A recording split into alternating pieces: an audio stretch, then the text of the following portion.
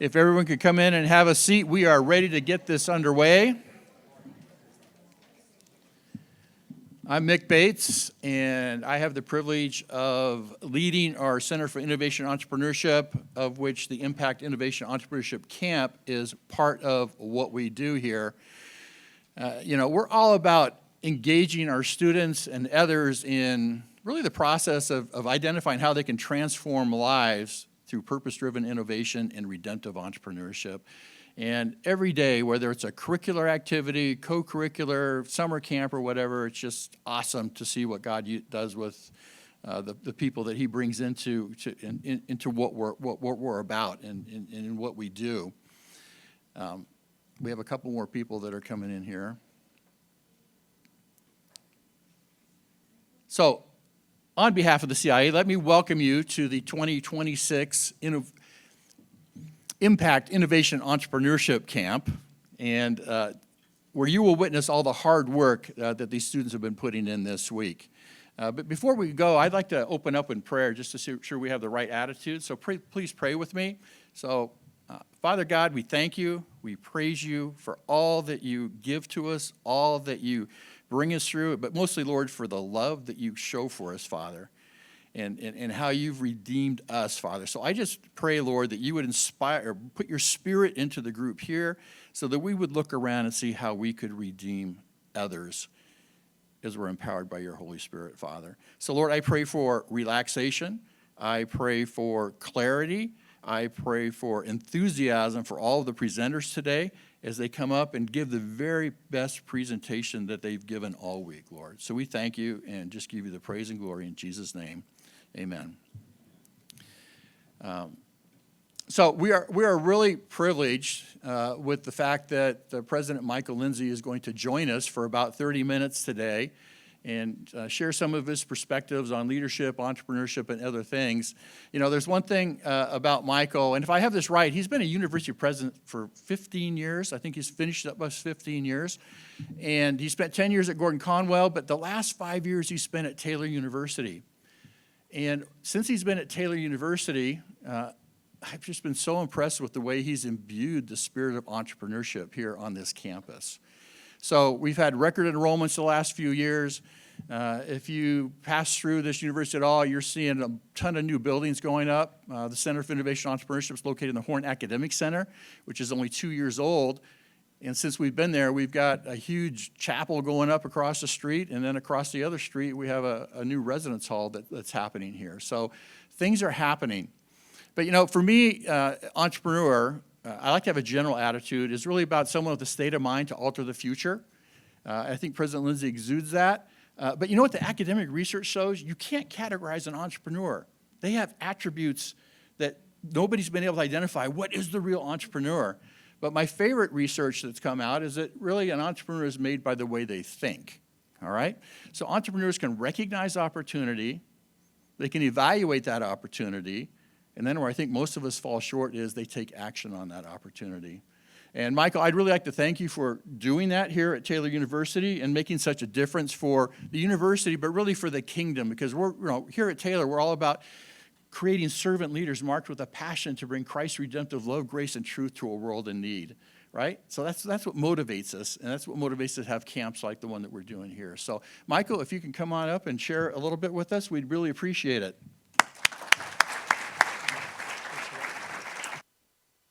Well, it's a great privilege to be here. Thanks so very much. I spent 10 years of my life before I was in university administration as a sociologist interviewing some of the most recognized leaders in our culture. It was a very large research project that involved 550 face-to-face interviews. So I traveled everywhere from Bar Harbor, Maine to Pearl Harbor, Hawaii, and everywhere in between. Got a chance to interview former presidents Carter and Bush, cabinet secretaries like Donna Shalala and Colin Powell, CEOs of about 200 companies, including 20 of the Fortune 100 CEOs, as well as the presidents of most of the large nonprofits in the United States, including head of the American Red Cross, Salvation Army, the presidents of Harvard, Stanford, and Princeton. This morning, what I want to do is just share with you a few insights that I learned around how we respond to leadership opportunities. And I think at the end of this morning, you'll get a chance to get a copy of my latest book, which is called Hinge Moments, which looks at how do we navigate change and transition in a way that honors the Lord. So let me just start by saying one of the first things we have to do is we have to be willing to answer the Lord's leadership, to answer the call that the Lord places on our life. This is Bruce Kennedy. Bruce served as the CEO of Alaska Airlines. And Bruce is an extraordinary leader, very deeply committed to his faith, and always wanted to sort of have an opportunity to live that out in the marketplace. He served as the CEO at Alaska and grew it in significant ways, based in Seattle, and did a remarkable good work. But after 10 years on the job, he felt like the Lord was calling him to actually step down from that role. And one of the things that's interesting is that sometimes the Lord leads us to do things that we don't even expect. And in part, it could involve giving up something that we love. Part of what we have to do is have a willingness to sacrifice as a form of obedience. And Bruce's story of actually being willing to step away from a role that he loved, that he thought he would be doing for many more years, at a sense of divine calling, actually really spoke to me. I was working on the manuscript for Hinge Moments, and I was sitting on our floor, and I was reviewing all of these interview transcripts that I'd done years earlier. It's hundreds, thousands of pages of material. And I come upon Bruce's interview. And I distinctly remember as I'm reading this transcript, I'm remembering where we were in Seattle when I sat down across from him. We were talking about his experience. And as he talked about the decision to be willing in sort of an act of obedience, that he had to answer the call of God that entailed giving up a job that he loved, I got butterflies in my stomach. And I'd actually had butterflies in my stomach a couple of months earlier when a friend of mine, a guy named Arthur Brooks, who's a wonderful social scientist, had led the American Enterprise Institute for 10 years, a think tank based in Washington, D.C. He had felt called to step down from that role after 10 years on the job, and I'd gotten butterflies. So I went and said to my wife, what do you think's going on? Like, why am I nervous, thinking about Arthur's decision to step down from AEI? I mean, he's going to land in a great spot. Eventually, he took a teaching job at Harvard, and he's a wonderful Roman Catholic, deeply committed Christian. Said, it's worked out just fine for him. And Bruce Kennedy stepped down from Alaska Airlines, and he ended up doing basically missions work and led an organization called Mission Aviation Fellowship, which helps to fly missionaries in remote places all around the world. It worked out fine. She said, I know exactly why you have the butterflies.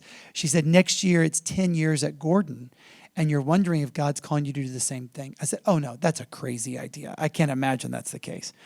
But Rebecca saying that it was like a splinter that got underneath the skin. And there was something about it that I thought, maybe I'm supposed to be open to that. I won't bore you with all the details, but in the end, over the course of the next 8 or 9 months, indeed, I felt called that the Lord was calling me to basically step away from a job that I loved, that I thought I'd be doing for the rest of my career.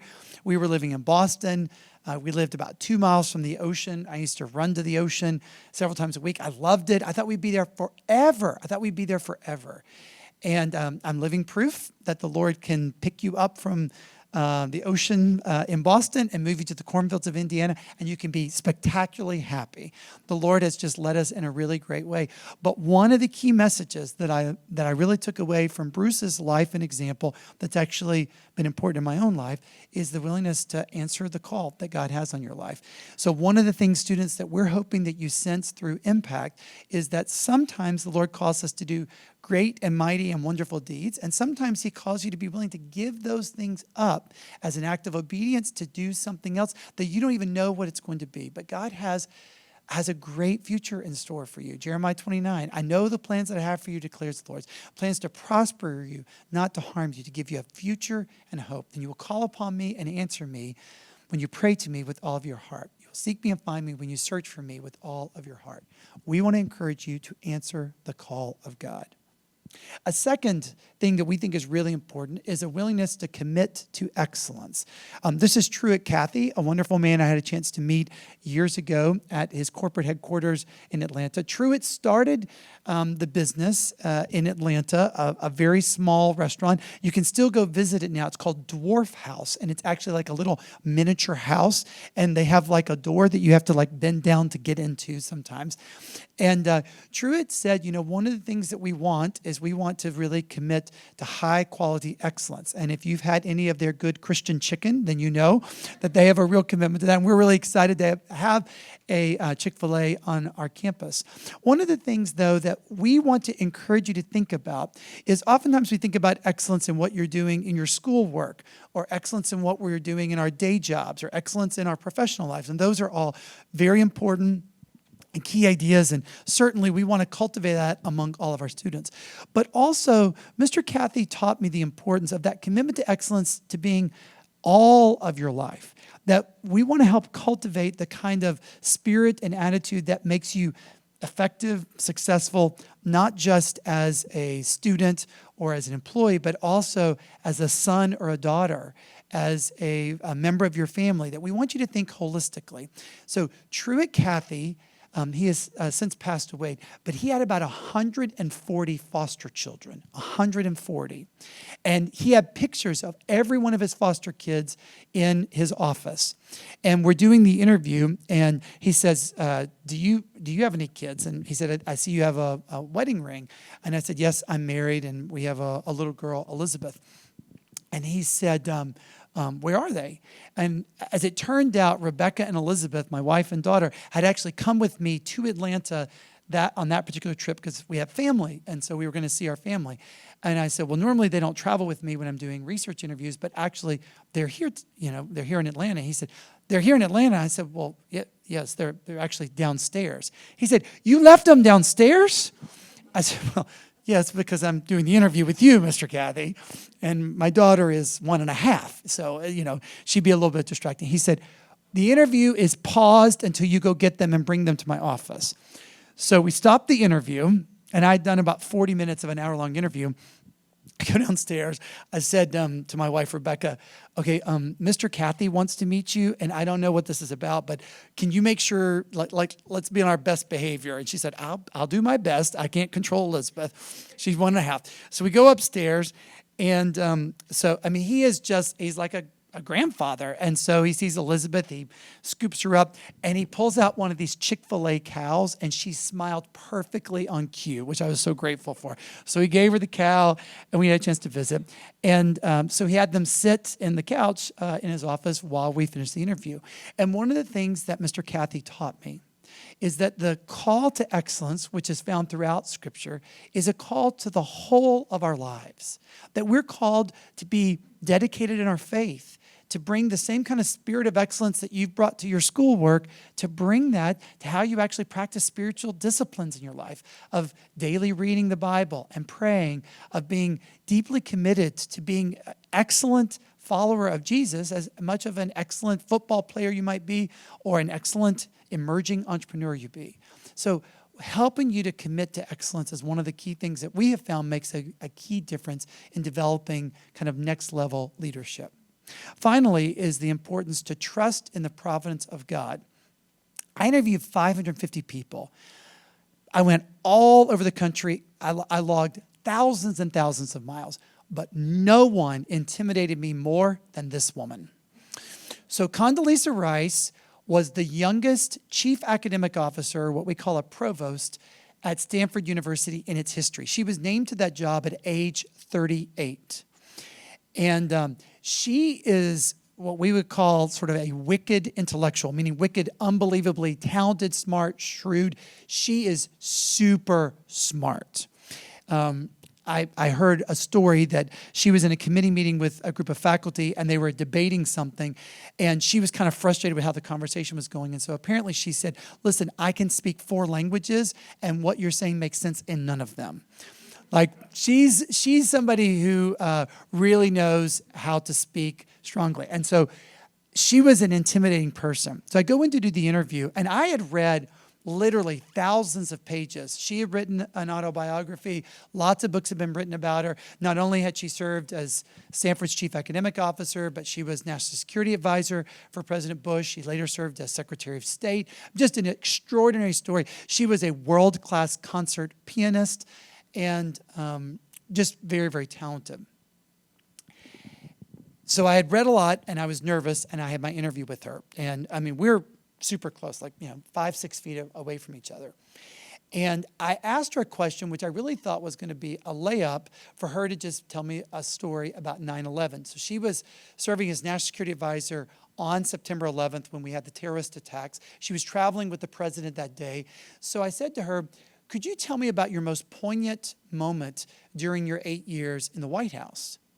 And I thought this is the moment for her to talk about September 11th. And she sort of leaned back in her chair and she said, well, I guess it was probably in June of 2002. Now, as she said that, I'm thinking, what happened in June of 2002? I'm trying to make sense of it.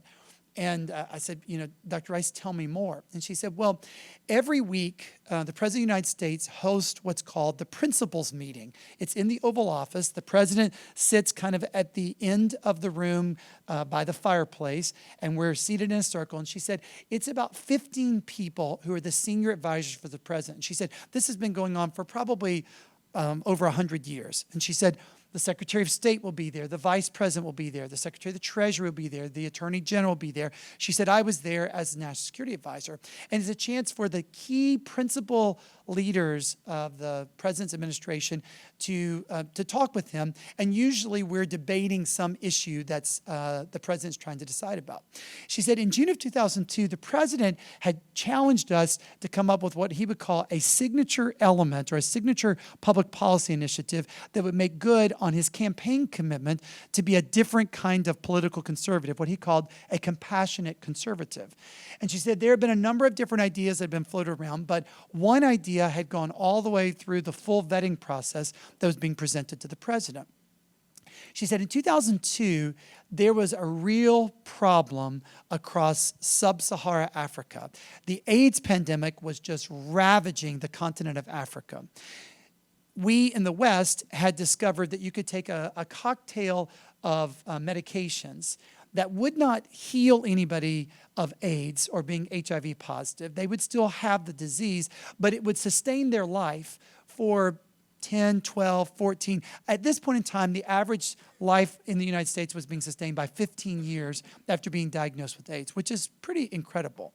But in sub-Saharan Africa, they didn't have these antiretroviral medications available. So literally, there were about 10,000 kids who became orphans every single day because both parents had died of AIDS. And this had been going on for about 3 or 4 years. So an entire continent of orphans were being created. And so a group of people in the White House had come up with an idea that would be a public policy initiative where the U.S. government would fund the purchase of these medications and actually create distribution channels across Africa to get these medicines to the folks who would need it. But the debate was that this is really expensive. It was going to be 4 times the size of the Marshall Plan, which is basically what the U.S. government funded to rebuild Europe after World War II. And it was not going to heal a single person of AIDS. No one was going to be healed. It was just going to extend their life. And it was really only going to extend their life for 14, 15 years, not like 30 years or something like that. So the debate was, is it worth making such a significant investment in an area that it's not the Middle East, which we're always trying to deal with conflict in the Middle East. It's not China, it's not Russia, it's sub-Saharan Africa. That's probably not on the top 5 sort of global hotspots for U.S. foreign policy. So the president goes around the circle, and as the way he started the circle, he went around, and the last person to speak, who was right beside him, was going to be Condoleezza Rice. And she said, when it got to me, the room was divided. About half of the people had said, yes, I think, Mr. President, you should do this. This will make a big difference. And she said, half of the room was saying, no, this is a bad idea. You should not do it. And she said, it came to me. And she said, while people were speaking, she said, I knew we were going to be discussing this. So she said, I had prayed that the Lord would guide my thinking. And she said, I kind of was leaning a certain direction going into the meeting. But she said, as more and more people spoke, I just realized we probably need to do this. And I'm wondering what's the right thing to say. And she said, right before I spoke, I said, Lord, what should I do? She's a deeply committed Christian. And she got a sense from the Lord, tell the president your story. So she did.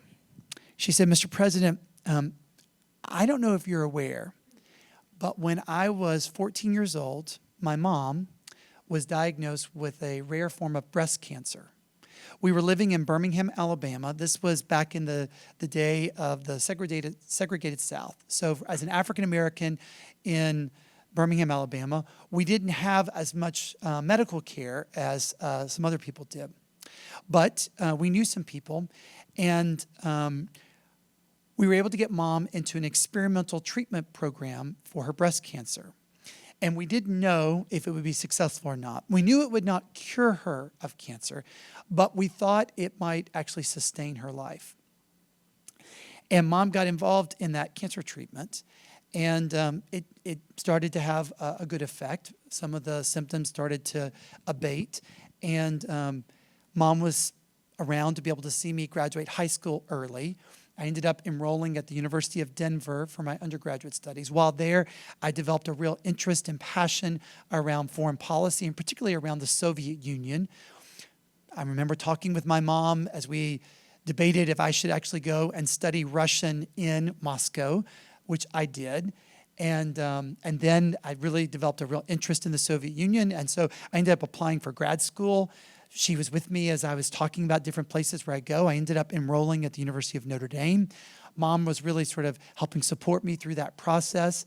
She actually prayed for me every day as I wrote my dissertation. I remember her coming to my dissertation defense, celebrating with me for that. And she saw me land a tenure-track teaching job at Stanford, which was an amazing opportunity. She said, my mom died 15 years after she entered into that experimental treatment for breast cancer. She said, Mr. President, those 15 years shaped my whole life. I am the person I am today because Mom was with me for those 15 years. And she said, if it is within the power of the people in this room to give an entire continent of kids an extra 14 or 15 years with their parents, if we could do that today, and for some reason we choose not to do that today, she said, I think history will judge this moment as our administration's greatest moral failure. She said, that's the last word I said. And then I sat quietly because it's time for the president to speak. She said, the president sat there for a minute, which she said is an eternity in the Oval Office. She said, we're all just waiting. We don't know what to do. The president cleared his throat and he said, well, I guess we know what we ought to do. That was the day that the Bush administration launched what's called PEPFAR. It was an initiative that would provide medications to millions of AIDS patients in sub-Saharan Africa. And to this day, it is seen as the most significant public policy achievement of George W. Bush's presidency. And it happened because Condoleezza Rice spoke in a particular room at a particular moment, trusting God's providence that what she had experienced in her own life would also be inspirational for a whole continent of young people. What we hope that you develop over the course of your time here on our campus and as you continue your high school career, and I hope you will all come to Taylor University when it's time. We would love to have you here. We want to encourage you to answer the call of God, whatever it might be in your life, to commit to a life of excellence, holistically, not just as a student, but also as a child of God, as a son or a daughter, a brother or sister, a member of your community, and to trust that the Lord has something great in store for you. That's certainly been true in my life, and we hope it will be true in yours as well.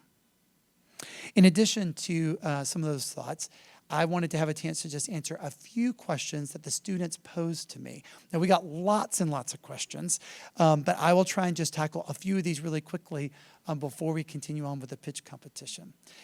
What's the best piece of advice or biggest piece of advice that I got over the course of my life? I would say it was to genuinely seek the Lord's direction, that his ways are always best, and to be guided by him. And prayer is the key way that we stay connected to the Lord. So that's been a key element of my journey ever since I came to faith in Jesus. What led me to Taylor? God. We're really grateful to be here. I'm married with 3 daughters, and we have just found Taylor to be an extraordinary place. And you never know where the Lord will take you. I can honestly say never in my wildest dreams did I think I would be living in the cornfields, but here I am, and we're having a great time. It's been a really great spot. What would you consider to be the absolute best quality of Taylor University? It's absolutely the people. The people is what makes Taylor special. We have great buildings, we have great academic programs, a great reputation, great rankings, all those things, but it's the people. It's the students, the faculty and staff that are here that make it a really special community. What's something that people rarely know about Taylor? I think what's lesser known is that we may be located in a small town, but we're probably the most globally connected Christian university in the world. So consistently, Taylor is ranked in the top 10 for global experiences. So we regularly send about 25% of the student body outside the United States every single year. So I say, if you're coming to Taylor, make sure you have your passport, because we sponsor probably about 400 or 500 students to participate in missions experiences around the world. Those take place over breaks like Christmas break, spring break in the summer, but we also have a January term, so 3.5 weeks in the month of January where students take just one class. You can take that class here on campus, but you can also take it in South Africa or in New Zealand or in Oxford, England. And so we have great kind of global experiences. So that kind of global connectedness, most people don't know that as much about the institution. What was your favorite experience when you were a student? When I was in college, probably my favorite experience was meeting my wife. I'd have to say that. I met Rebecca in an upper level Latin class. So some people say that French is the language of love, but for us, it was Latin for sure. What are your favorite things to do with your daughters? So I have 3 teenage daughters. We have lots of drama in our house. But I'd say we really like to travel. We're a traveling family. So we're going up to Mackinac Island, which is kind of the tip of Michigan, in a couple of weeks. And that'll be really, really nice. And we're going to spend part of the July 4th weekend in Wisconsin. So we love to travel, and that's been a lot of fun for us. At what point in your time when you work do you stop and take a break? How would you take a break so you're not completely locked out of focus when you continue with your work? Well, my job's kind of a all-consuming job. So I work a lot of hours, and I would just say I think it's important to both be a whole person. So I think it's really significant that whatever is part of your life that you sort of integrate. So I'm not one of those people who says you got to sort of have your work life on one side and your family life. I think that the sort of scriptural idea is as whole people. And so integration is really, really important. So typically when I take a break, it's going to be probably with my family. So we live right here on campus. So for example, I saw some of you last night while walking around with my oldest daughter, Elizabeth. So we like to walk the campus. Oftentimes like to do something. I had a date night with my wife, Rebecca. It was our anniversary this week. So spending time with my girls is probably important. What is your nickname by Taylor students, and how do you feel about it? So my whole name is David Michael Lindsay. I go by Michael, my middle name, but the students call me D-Mike. Now, they don't call me to my face, it's usually, and that's okay. But I think it's important. If the students call the president by their first name, then they're going to feel empowered to call everybody on campus by their first name. And Taylor's the kind of culture where faculty prefer not to be called by their first name. So I've just decided that, they call me President Lindsay typically when they see me face to face, but behind my back, they call me D-Mike. And when they graduate, they can call me whatever they want. You've written about hinge moments in life. What advice do you have for someone trying to navigate a major life transition or career decision right now? So I do hope you take the book and it's of good encouragement. It's based on my research, and I had a chance to meet some amazing people. But I think probably the most important thing when you're facing a big decision is to figure out how to build into your daily routine a process for discerning the Lord's direction. So for the 6 months in between the moment when I told the board at Gordon College that the Lord was calling me to step down, but I didn't know where I was going, they thought I was crazy. They said, you just need to take a 3-month sabbatical. We'll sign you up for another 5-year contract. It'd be great. I said, no, I really think God's calling me to something else. But I didn't know what that was. And so it was a bit of a step of faith. My dad thought it was crazy. He said, nobody resigns a job until you have a job. And I said, I know usually that's the case, but I think God's calling me to just step out on faith. So for 6 months, Rebecca and I took what we called a discernment walk. So we committed that every single day we would take a walk somewhere and that we would meditate on Psalm 37, which is a great psalm if you're facing a decision in life, and that we would pray out loud. And so we did that. And so sometimes we walked literally in the snow, blizzard weather in Boston. We walked, those were usually short walks. Or we would take long walks by the beach or, around our neighborhood. But that discernment walk we did for literally for 6 months, and it really was very significant. So if you're facing a big decision, figure out how you can mark that time by asking the Lord's direction and guidance. What do you think is the main contributor to your success? Most certainly my wife. She's the best thing in my life and has done a lot of things. But also, I've been very blessed to have a wonderful team. We have a great leadership team at Taylor, a wonderful board of trustees, and I just get the chance to be involved with that, which I consider a real privilege and blessing. When you think about artificial intelligence and its role in the world, what do you think about that? Do you see it as a helpful tool, a threat to certain jobs, or ultimately a force for good?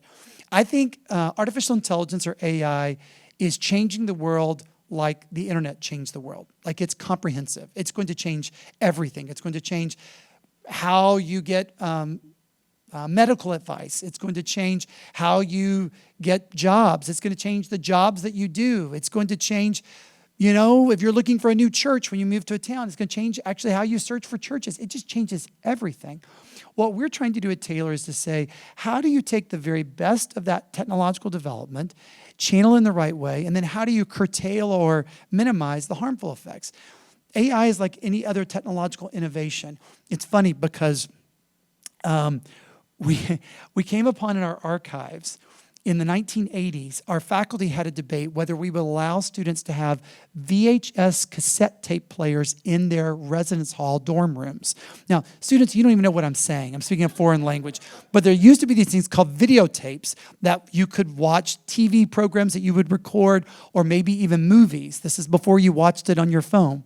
And we debated whether it would be allowable to actually have VCRs in your dorm room. Well, in the end, we decided it was okay. And you know what? Taylor students have turned out okay since we had VCRs in the rooms. So my guess is that AI probably will also have a profound impact, but I don't think it's going to fundamentally change what we're trying to do. What we're trying to build at Taylor is the most Christ-centered, student-focused university we can.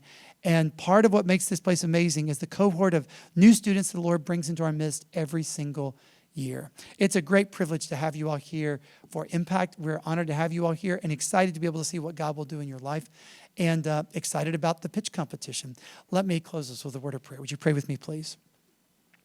Lord, we thank you so much for this time. We're grateful for what you're doing in the lives of each of these students. I pray, Lord, that they will do their very best as they present ideas that they've been working on all week. I also pray, Father, that the experience that they take away from this week-long time on campus will be an important way in which you are help nudging them in the pathway of righteousness and the pathway of their vocational calling.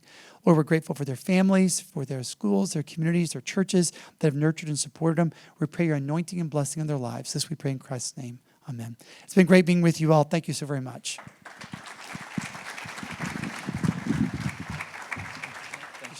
One second, Michael. Anyway, Mike, I want to thank you for really encouraging us to go to the next step, the next level. And hopefully you heard from his talk that there's some things going on here at Taylor, and we really appreciate that.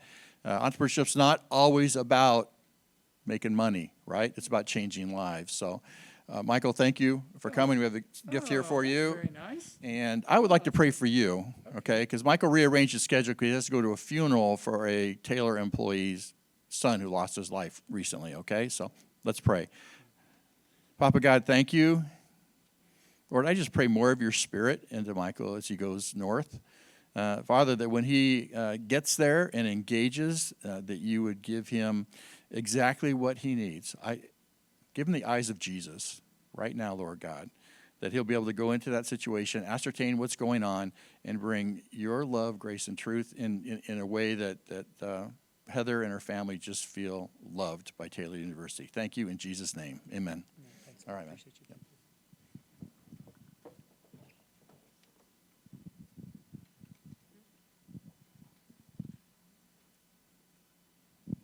Yeah, so as Michael departs, we have his book Hinge Moments on the back, and we just request that one per family.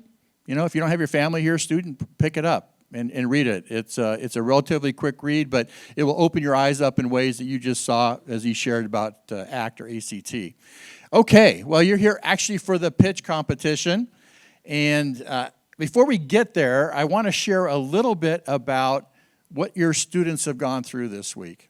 And also for the students that are here, it's a good reflection on where you've been in doing that. But you arrived on Sunday, you got placed on a team, and essentially we gave you a fuzzy situation. And you took that fuzzy situation, and what you did is you went through a curriculum where you gathered facts about that situation. And from those facts, you defined the problem. And then once you defined the problem, then you started an ideation process to come up with an idea. Then you had to do some research on that idea to validate it, did an executive summary, and then you started yesterday working on your presentations, and that's what's brought you to today with the presentation. So families, thank you for allowing your students to come here. And just know that we had a lot of fun here, but there was a lot of work that went on here too. There wasn't much free time. And I'm sure your campers can attest to the fact there wasn't much free time. But in addition to the curriculum and the work that we did, we had innovation challenges, we had devotions and worship, we had some game times for people to engage in what they're doing. So my hope is that you go away with some things you learned in class maybe, but also you're going to go away with some new friends that you had from before. So. The reason we're able to do this camp, and this is the fourth iteration, is because of the generous support of the Lilly Endowment. And I just want to say a word about the Lilly Endowment. Since their inception, I think it was back in like the 1920s, they've actually given away $12 billion, most of it in the state of Indiana.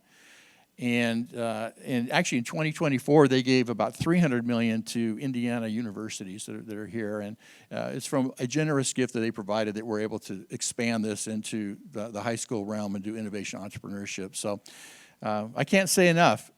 And you know what the only reason the endowment's around is because Eli Lilly was an entrepreneur and decided to start a company that helped bring solutions to bear in the medical field.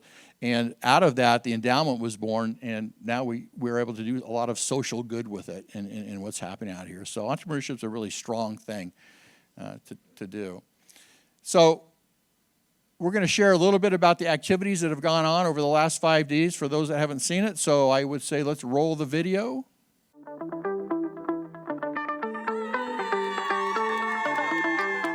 Today is day 1 of Impact Camp, and we are so excited. Students are starting to come onto campus, and Impact Camp is kicking off.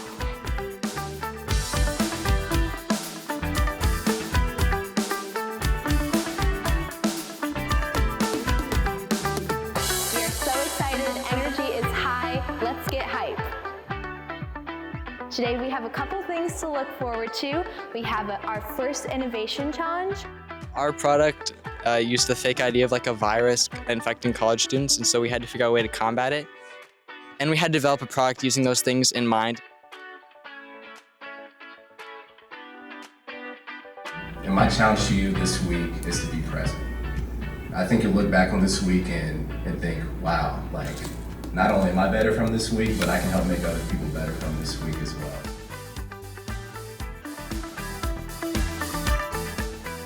We're essentially on like a scavenger hunt. We have to do different activities and do different things.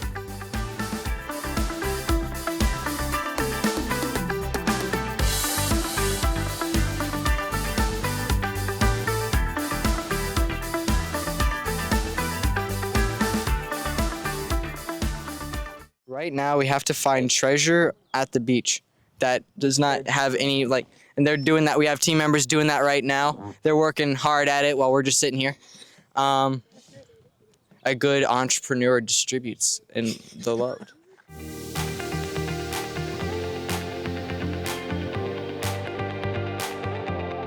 Today we learned about diverging and converging and how we can just come together with ideas and then kind of pick them from that and make it into like a better idea.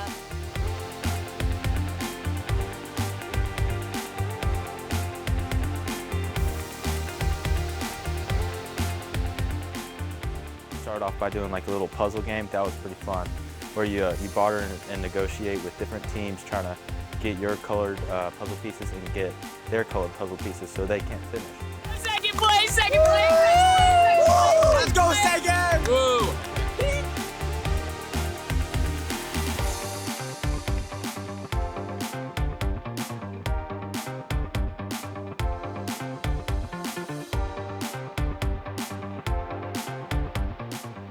I would say they mostly taught me to like really value other people's like ideas. No, like not one person has a better idea than anybody else. Everybody has equal values and ideas, and we should all look at each other's equally.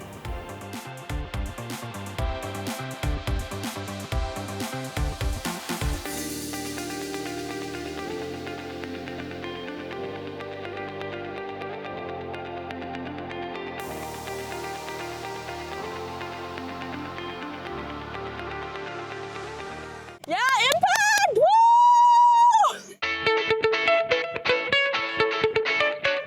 It is day 3 of Impact, and today we got to do the fun stuff, which is actually coming up with ideas and solutions to the problem that we found yesterday. Campers are doing really, really well. They kind of like diverged and then converged again to come up with the 5 best ideas and then create criteria to evaluate these ideas. We just finished the criteria, and now we're trying to figure out which one we should use out of the 3.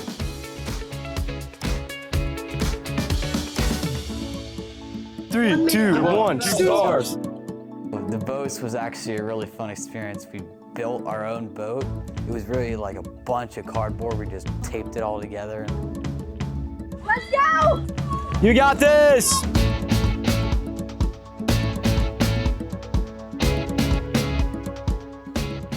Whatever you're doing, you have the capacity to bring some life, to bring some value, to love people around you.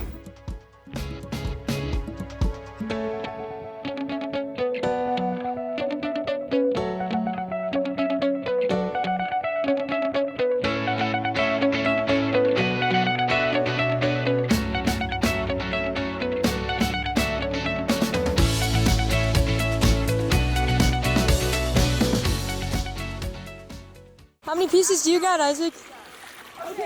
My entire boat. There's too many to count. It's really the most tragic thing ever.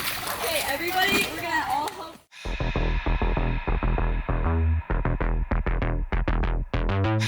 Today is day 4 of Impact, and campers are now starting to put their products together.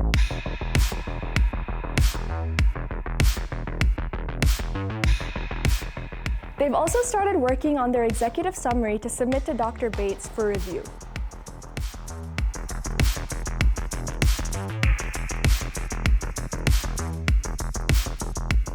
Today, for their innovation challenge, students had to create a product together, but the challenge was that some of them were blindfolded, others could not touch, and finally, others could not speak.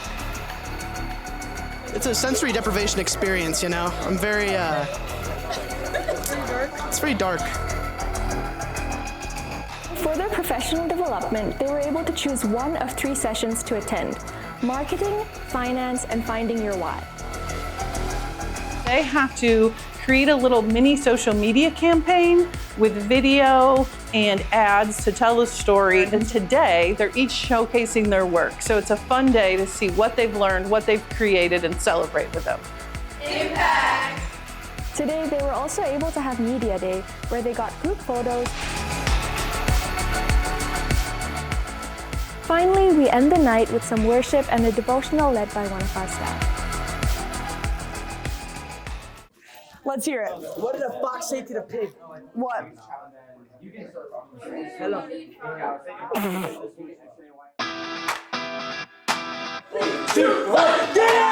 guys, it's day 5 of Impact, and today was so exciting because all of the campers got to practice their pitches. Using the feedback that Dr. Bates gave us, it really gave us a lot of room to grow and improve as a team. It really helped us refine our pitch, and it helped us realize what was important about what we were trying to say. They improved insanely. It was so cool to see them grow.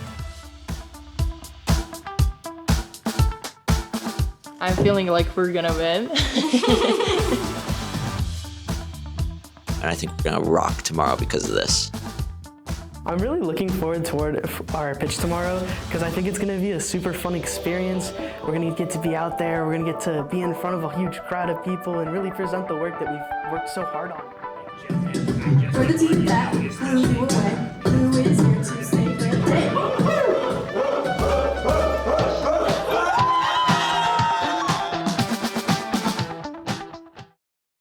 Hey guys, if you have anger issues and you need to get it out somewhere, yo Eli!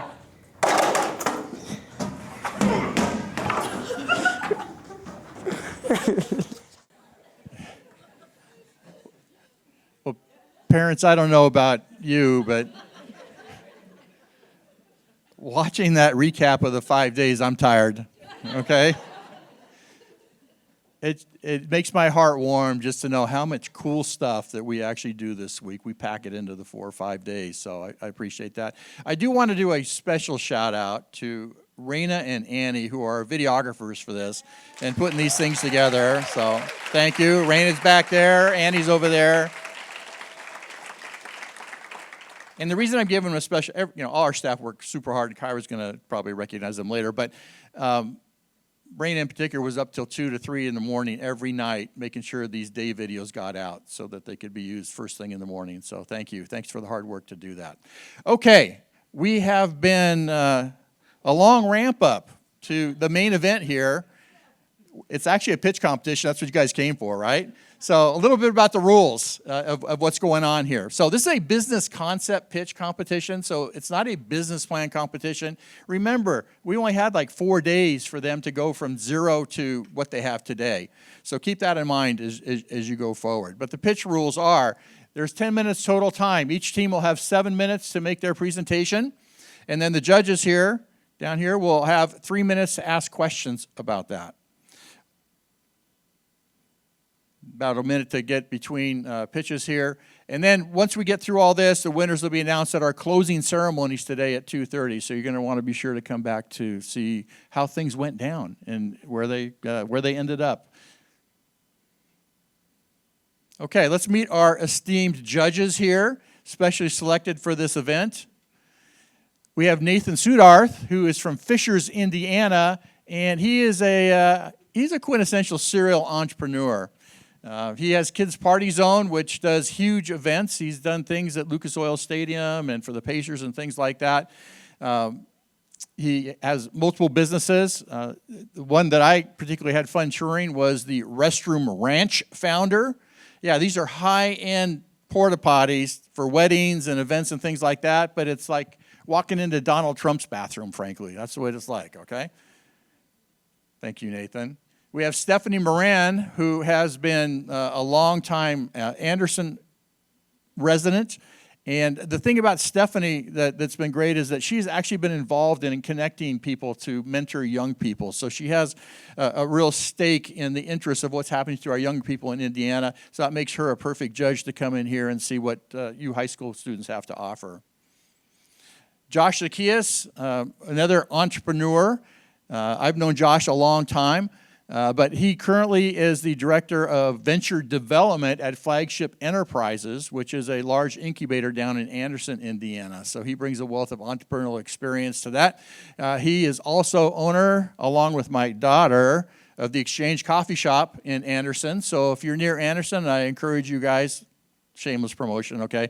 I encourage you guys to stop by the Exchange and see what they have to offer. Thank you, Josh, for being here. And then we have Andrew Fenig, who's a 2002 Taylor grad. I've known Andrew a long time. He's kind of interesting. He's kind of got politics in his background. He has social entrepreneurship, nonprofit. He has entrepreneurial endeavors. I'm going to give him a shameless plug for his God Style House out in Portland. It's a retreat center. It is a very large house. I can't remember how many bedrooms in it, but my team's going to do a retreat out there in August, and so is the Ignite internship team. Anyway, encourage that for Andrew to see Andrew about that as far as that house goes. So thank you for being here, Andrew. All right, those are our judges. Well, I think it's time to get to the actual pitch competition. Okay. So without further ado, we have the playbook coming forward. Playbook, you are up.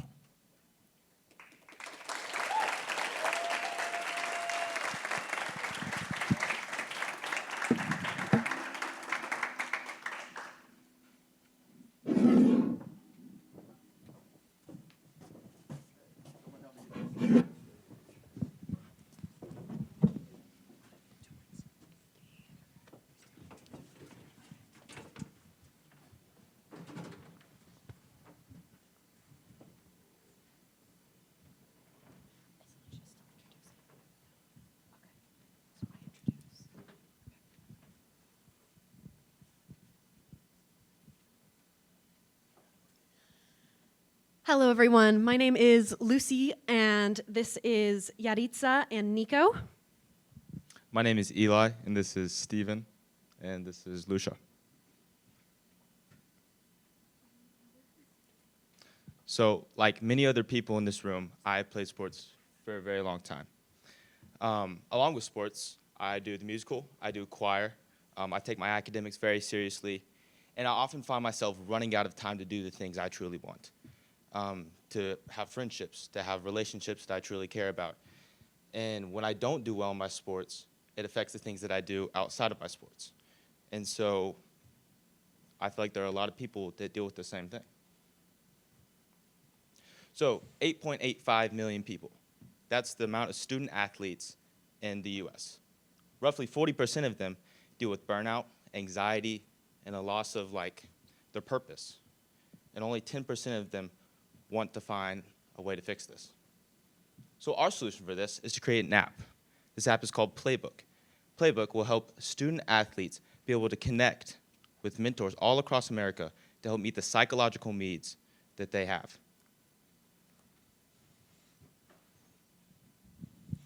Mentorship journey. Our first step is you join a platform.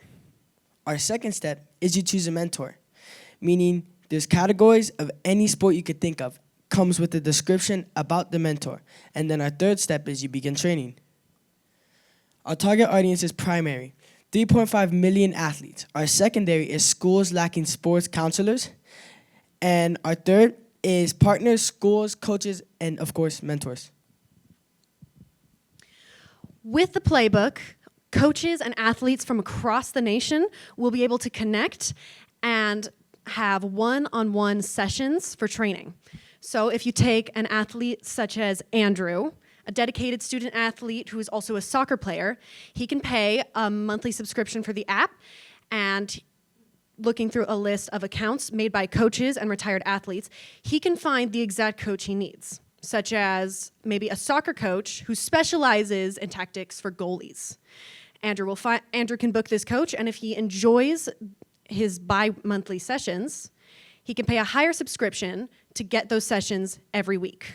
And then we also have an opportunity for coaches and retired athletes who don't have an opportunity to play their sport anymore to make accounts based off of their experiences and to book present-day student athletes so they can further train in their art and profession.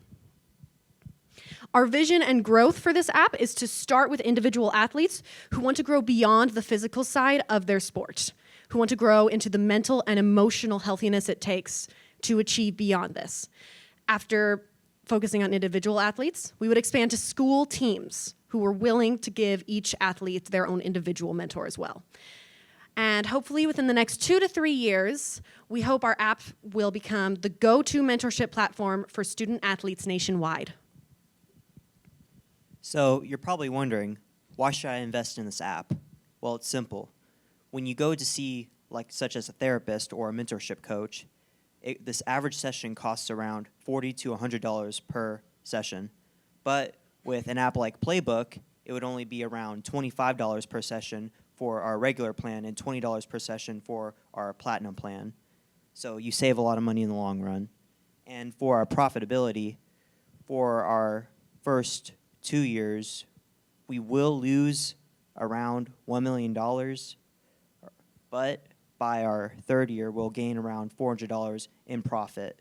So we expect to gain around 6% in net increase per month, which I think is very promising. Why would you choose us to solve these issues? Well, the team that created this app is made up of real athletes solving real problems for athletes. This team understands the struggles that the athletes in this generation are going through and how to better handle the issues in their scheduling and mental health.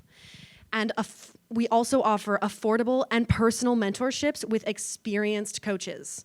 And they do not come with the intimidation of private training, scout recruitment, and therapy. And also, our goal is to train these athletes for victories beyond the trophy. We want them to succeed and have skills that help them in not just the sport they're training in, but in their life ahead. Skills and healthiness that feed their lives in their careers, their families, and their futures.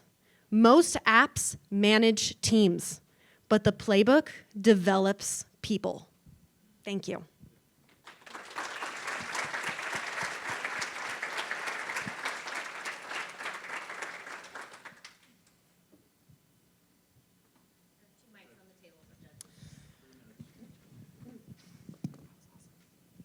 Tell me about your competition and how you're going to break into this really tough industry with this app. Did you guys do any research on competition? Is there anyone out there, or is this a new concept?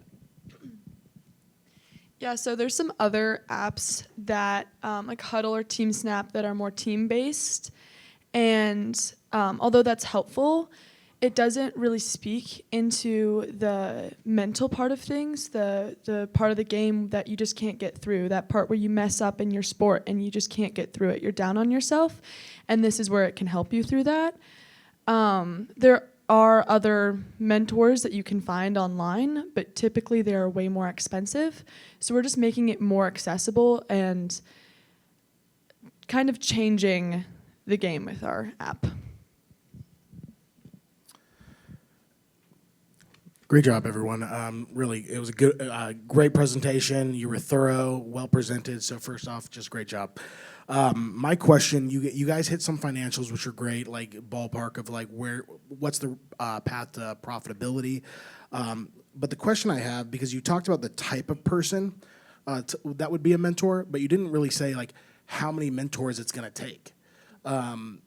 So you have numbers that will get you there, and that means you have a certain amount of subscribers, I'm guessing. So how many mentors do you actually need to make this work?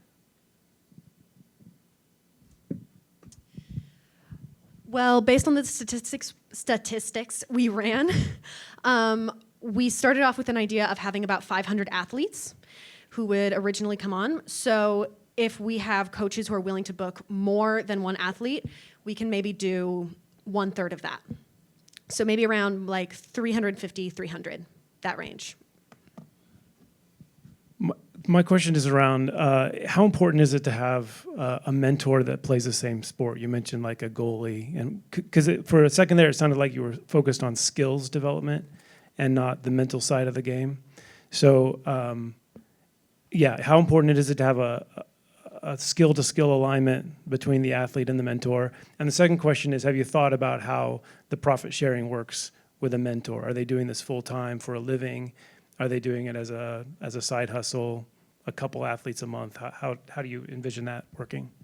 So to answer your first question, the reason you would need a mentor who is similar in skill to you is so he or she can relate to you in a level that maybe another coach couldn't. So I would need, for me playing tennis, I would need a tennis coach, because only a tennis coach understands the mental aspect of tennis. Only a tennis coach understands hey, you need to forget about the last point and move on to the next one. I also just want to commend you. I think it's a great project and idea, and caring about mental health and growth in those ways are so important and so valuable. So thank you for paying attention to that. You mentioned that you thought you would have about $1 million loss in year one. I'm just curious, where do you think those losses will come into play? Well, because we're starting off with so many few athletes, it's going to kind of be hard to make money the first few years. And I think that goes kind of the same way with any newer apps. It just takes a little bit to get off the ground. Thank you very much. Thank you, Playbook.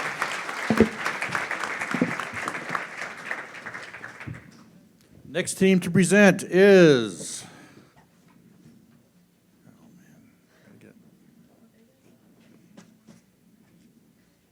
Palantir. Come on up, Palantir.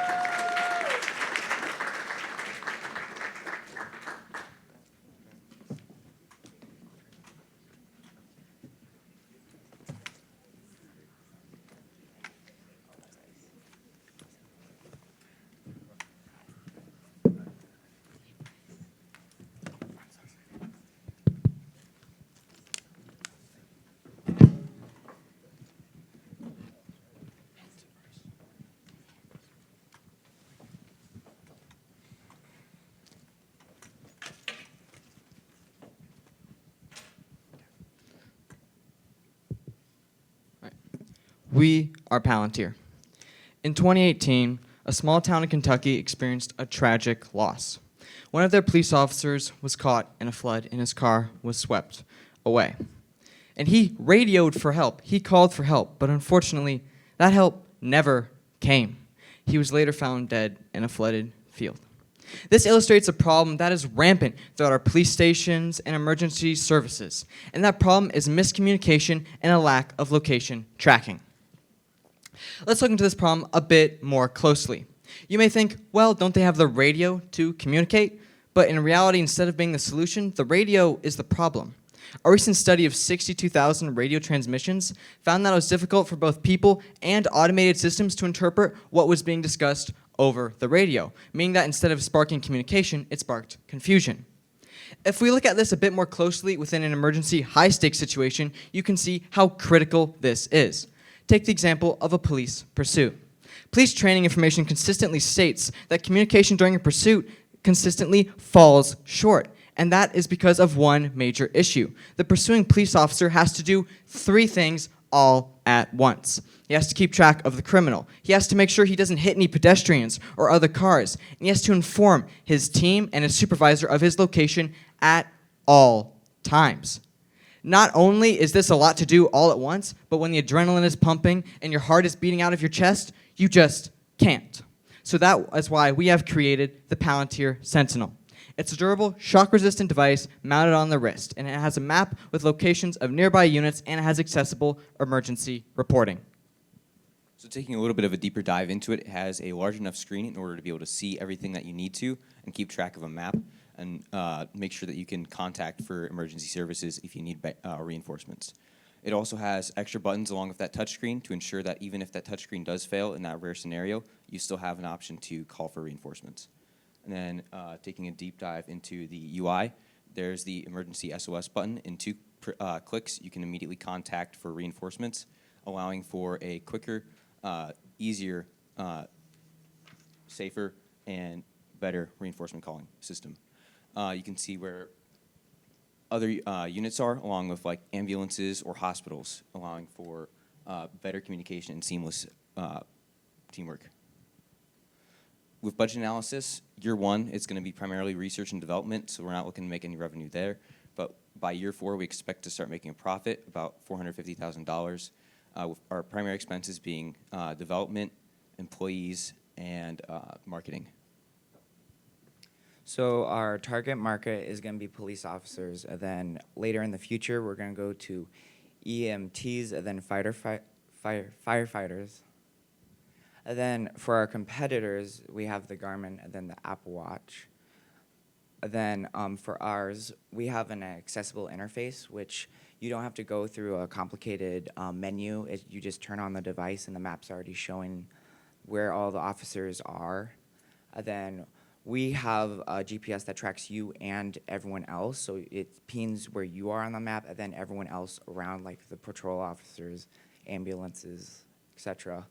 And then ours is ruggedized, which means if you bump it or like it's not gonna fall apart, and it needs to be like that. So because they're on like the field, and then it is a simple SOS. So you just press 2 buttons, and then it sends it to the police car, and then that sends it to all the local emergency personnel nearby, so they can help you when needed. I'd just like to quickly apologize for the table. When switching file types, sometimes they can get messed up. But that first line specifically talks about the Garmin Vortex watch.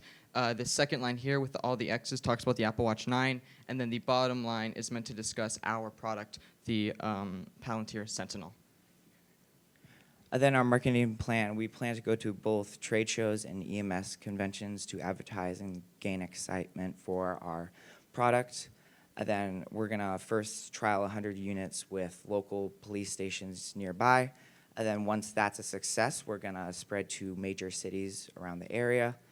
And then the trends that are shown is that they'll order our products more during the spring and summertime, because that's when new recruits show. Yeah, so taking a peek at this graph, you can see that recruitment dumps up about 40% from the baseline in the summer, allowing for a better push in marketing and sales to increase sales, because as you have more recruits, you need to sell more units.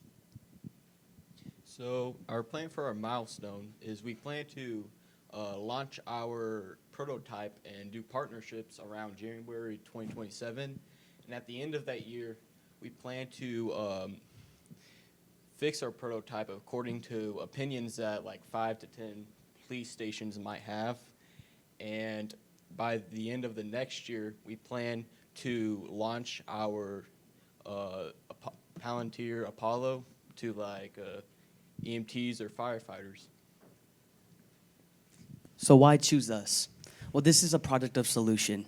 We came and we discussed and we questioned, and we came to the outcome of we need police officers coming home, we need firefighters being safe, and we need families happy. We want to excel in communication and tracking, and that is what we've come to the conclusion of. This product can do that for you. And so thank you.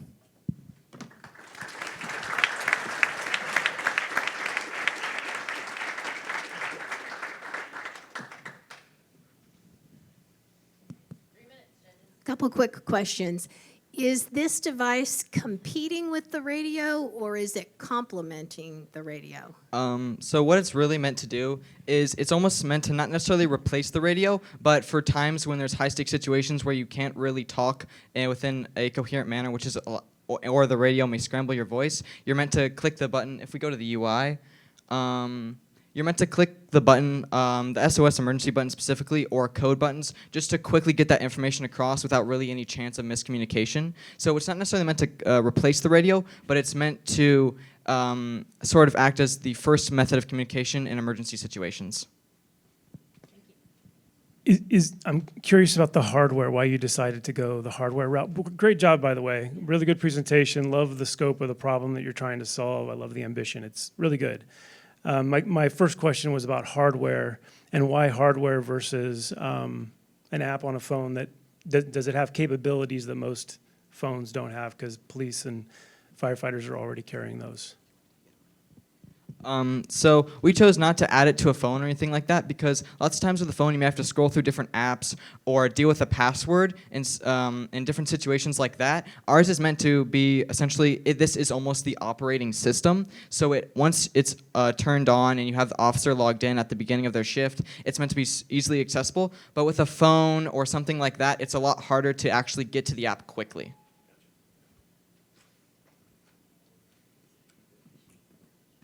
I have another quick question.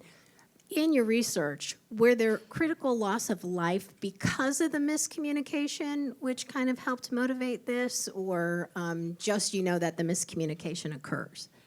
So the first example that I used, that was a very specific example, yes. There was the miscommunication there. But it's not only prevalent within the police, though that is the market that we're really starting out in, but it does cause loss of life within other industries as well, and that's where we plan to go next. But it has found that there has been significant loss of life. For example, last month, 2 military soldiers unfortunately were found passed away if they fell off a cliff. And if they had a product similar to ours, then that may not have happened, although of course there'd be a modified version. But yes, we have found that there's been a loss of life through miscommunication. And in general, if there is any miscommunication emergency situation, we find that that's a problem.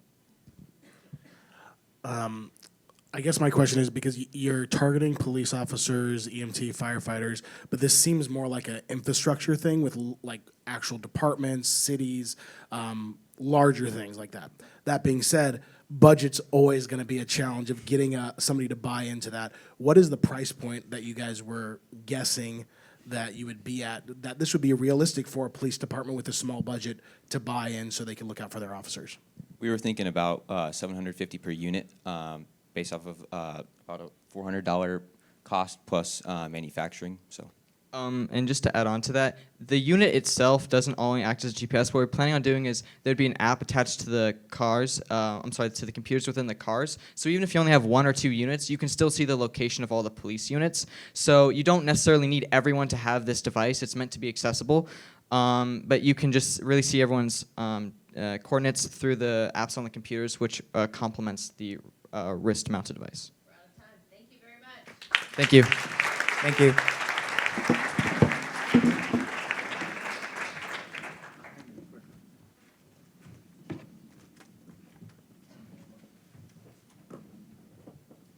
So let's welcome Crossroads Consulting to the stage.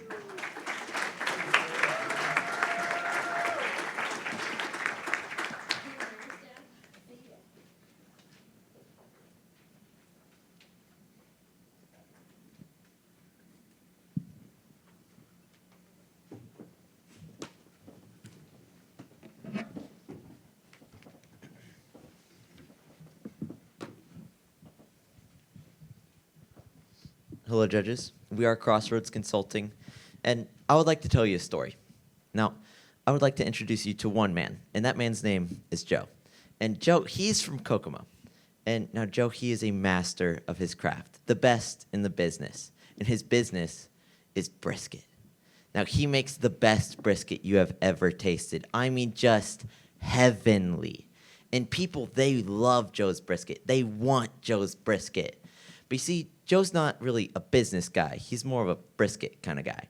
So his business is struggling. He doesn't know things about marketing or financials or some of the finer points of running his own business. And because of that, his business is suffering. And he is on the verge of losing his passion. With that being said, it's not just Joe who's struggling with this, because when you start a small business, you have to start small. And 50% of those small businesses in Indianapolis or in the U.S. fail within the first 5 years. They fail because they are focusing on their product. They're not focusing on the financial aspect, the marketing aspect, and gaining customer acquisition back. That's just what they're focusing on.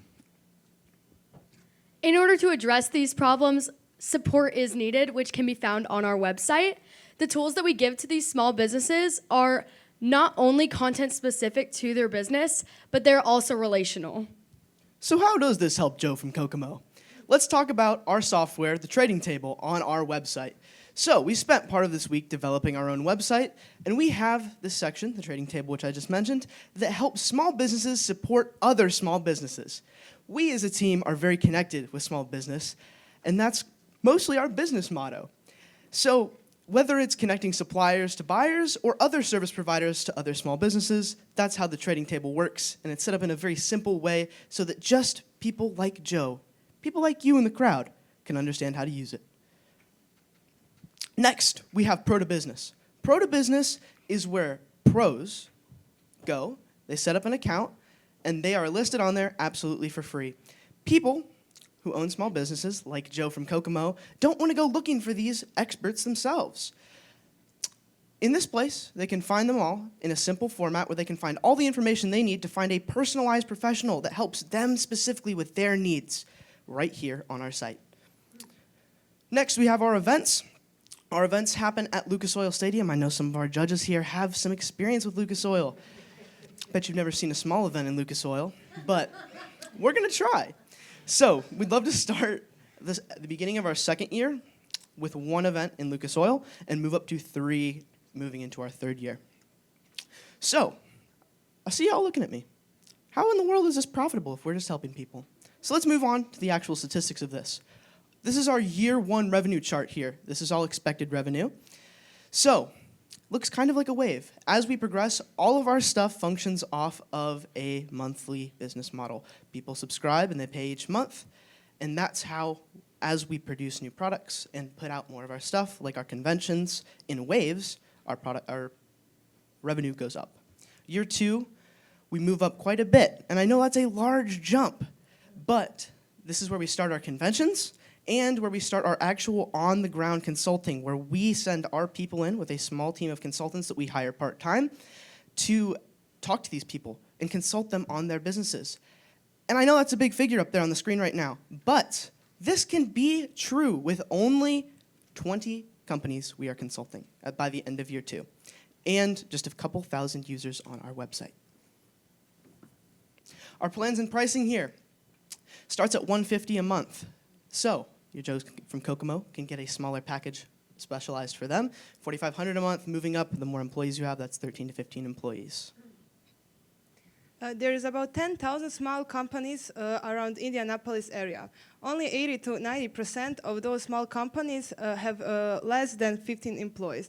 Our goal is to reach and support those small businesses as they grow. Our services are designed to meet their everyday business needs. Indianapolis is a large area where small businesses grow, so this is really good opportunity for us and our company.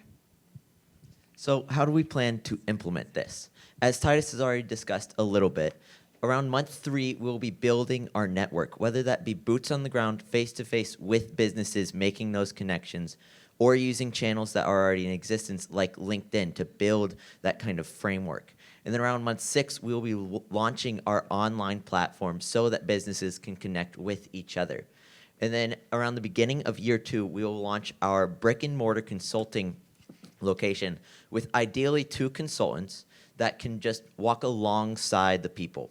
And then near mid of year 2, we will be launching our first event, as Titus said, in Lucas Oil.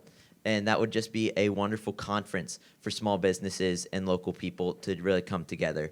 And then near the end of year 2, we would hopefully have scaled to a growth of a whole new office and a total of 6 consultants, 2 senior consultants and 4 junior consultants. So the 2 senior consultants would have a much broader, deeper sense of business in general, whereas the 4 junior consultants, would have more specialized areas of expertise and would also be divided up via region to help them stay connected. So why are we the best team for the job?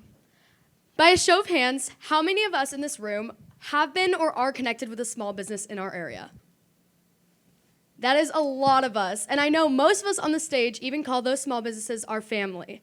So when our client comes into our office, they come into the Crossroads family, just as they have so graciously invited us into their family. We really want to see them grow, so when they step into our office and ask for that advice, we're able to have them sit down with our consultants and really have a unique relationship where the consultant is able to give unique advice tailored to their business needs. So, judges, thank you so much for your time, and we're inviting you to join the Crossroads family today.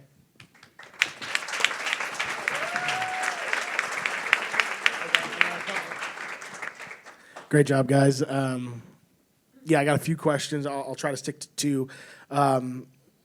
I mean, I'm a business coach for a living. This is what I do. So definitely I appreciate the love. I do think more people need it. But one of the things that you guys talked about for year 2 with your financials, you showed big spike because of the events, and I can understand that. But your expenses, I don't think reflected that. You talked about Lucas Oil. I'm pretty sure it's going to be more than $10,000 to get Lucas Oil to rent.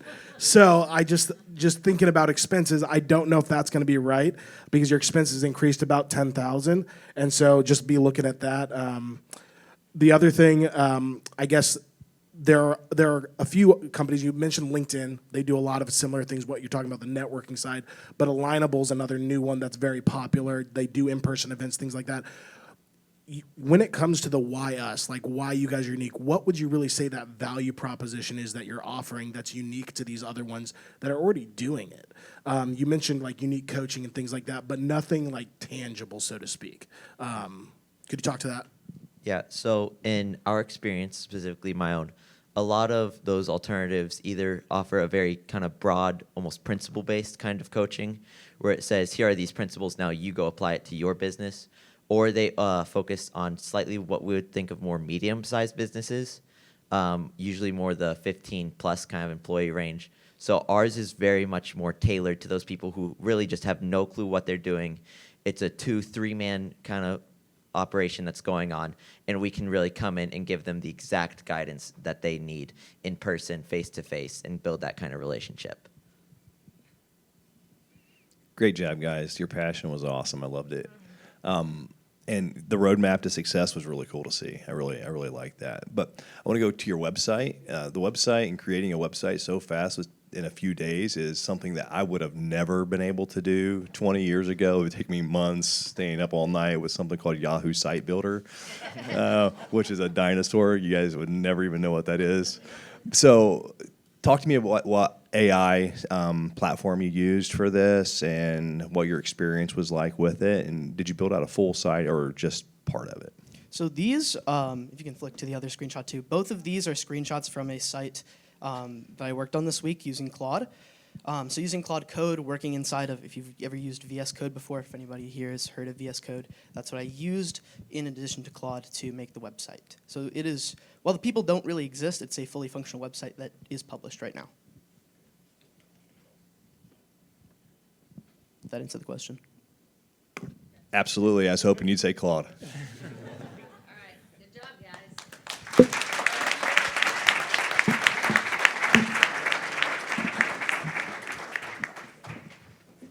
And get ready, get set. Got to go through the presentation. Next team, Kingdom Connect.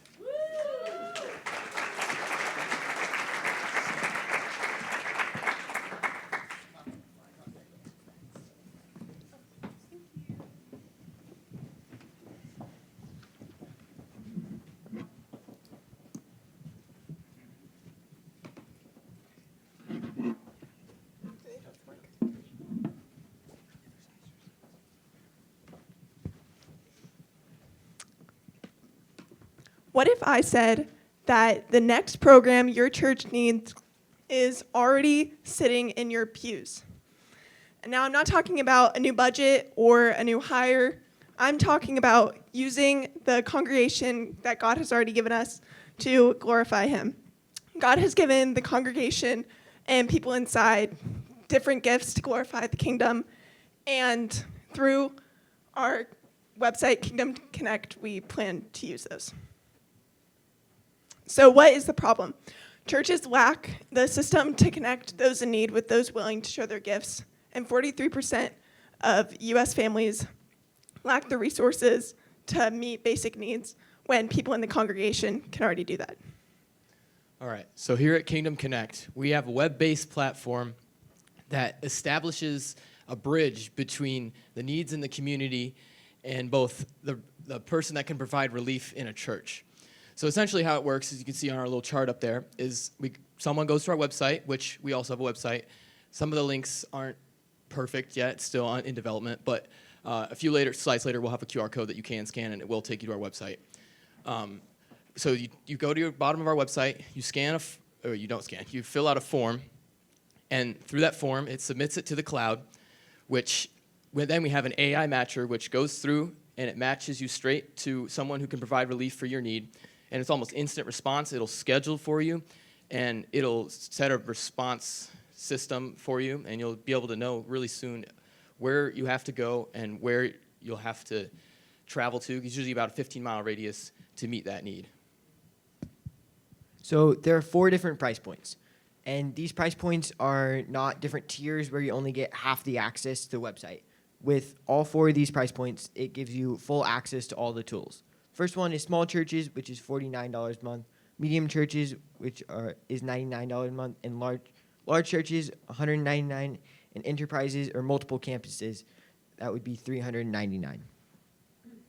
Okay, so we have a lot of numbers up on the screen right now that you can look at, but I only want to highlight a couple. First is our startup cost is going to be $8,500, and I want to focus on marketing because that's one of the bigger pieces of the pie that's going to take up some of the most capital.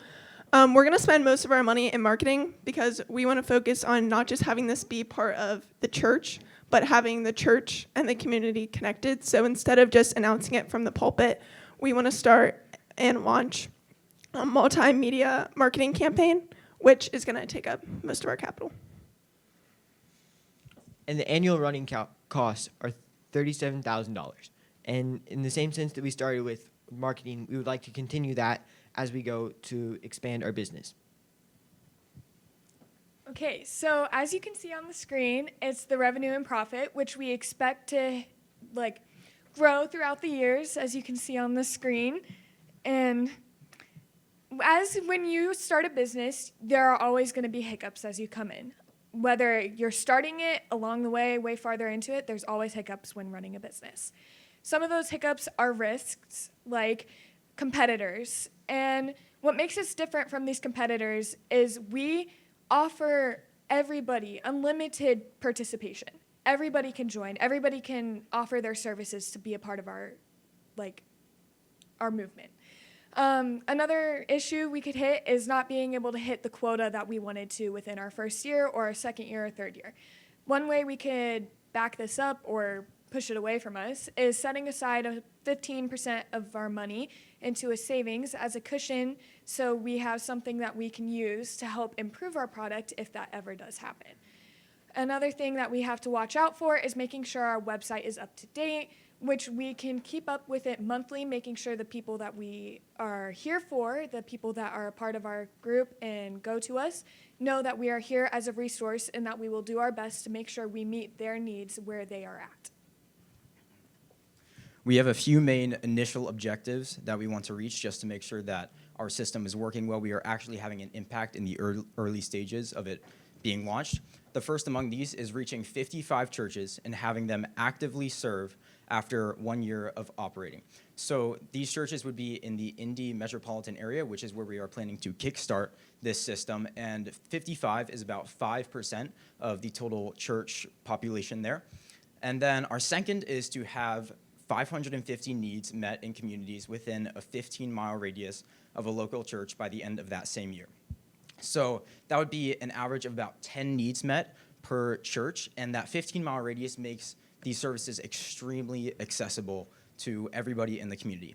And then our third objective that we would like to reach early on is having 1,500 church members serving by the end of year one. So each of these services will most likely have more than one individual working to accomplish it. So that would be slightly less than 3 individuals per service with those 550 needs. Now, as we expect to grow in popularity and in success, we hope to increase in profit as well. We hope to launch this in the fall of 2026 with along the promotion of at least 2 or more social media platforms. By the end of each year, as we progress, we hope to increase by 55 churches by the end of each year. Some things you can see from this that I would like to highlight is by the end of year 2, building an operating preserve, just to have a cushion of protection to say, of that margin to help us if things go south, and also hiring a full-time staff by the end of year 3. So why us? Why should you guys invest in us? We are not just building another church management tool. We are entirely bridging the gap. We are connecting the needs of the community directly to the church's resources, their people, and their gifts. So we would have the churches, and then if they're willing, then they would join us and in our system. Sorry, I'm mumbling right now. Sorry. So through Kingdom Connect, through the services and Kingdom Connect, we would open the door for new relationships to occur between the people of the church and the people in the community. which would open opportunities to share the gospel, which is ultimately the call of the Great Commission. Here we have our link to, or our QR code that you can scan, and that will take you straight to our website, where you will be able to see the form that you can fill out. Yeah, thank you all so much.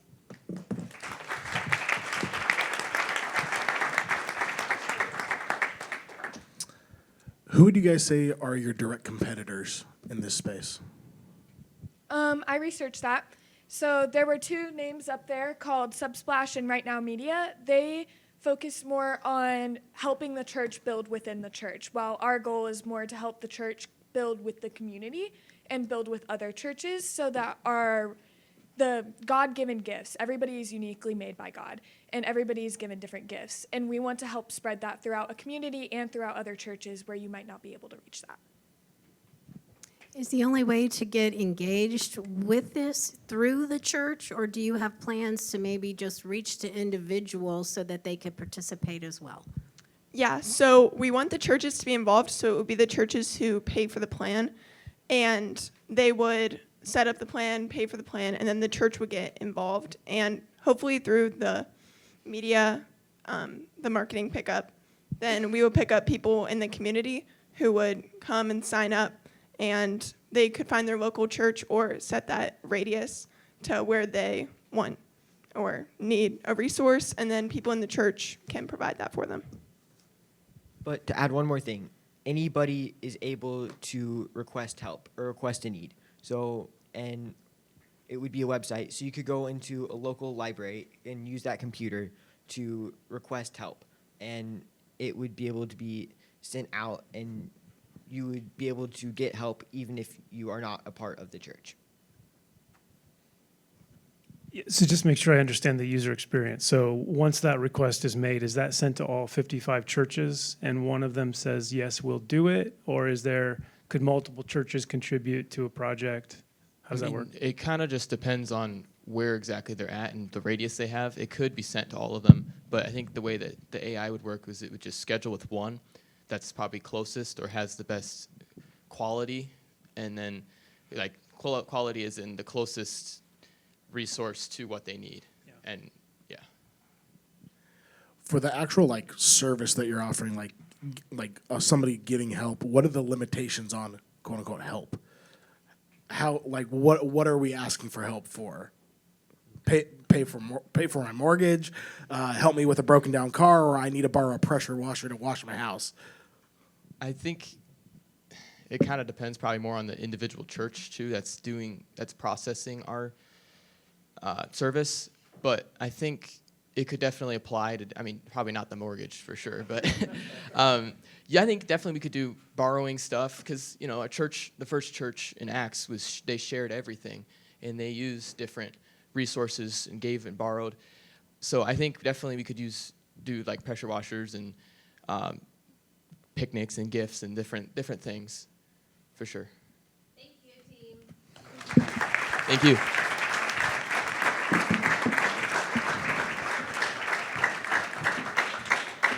Well, there's no mystery on the next team. Come on up, go.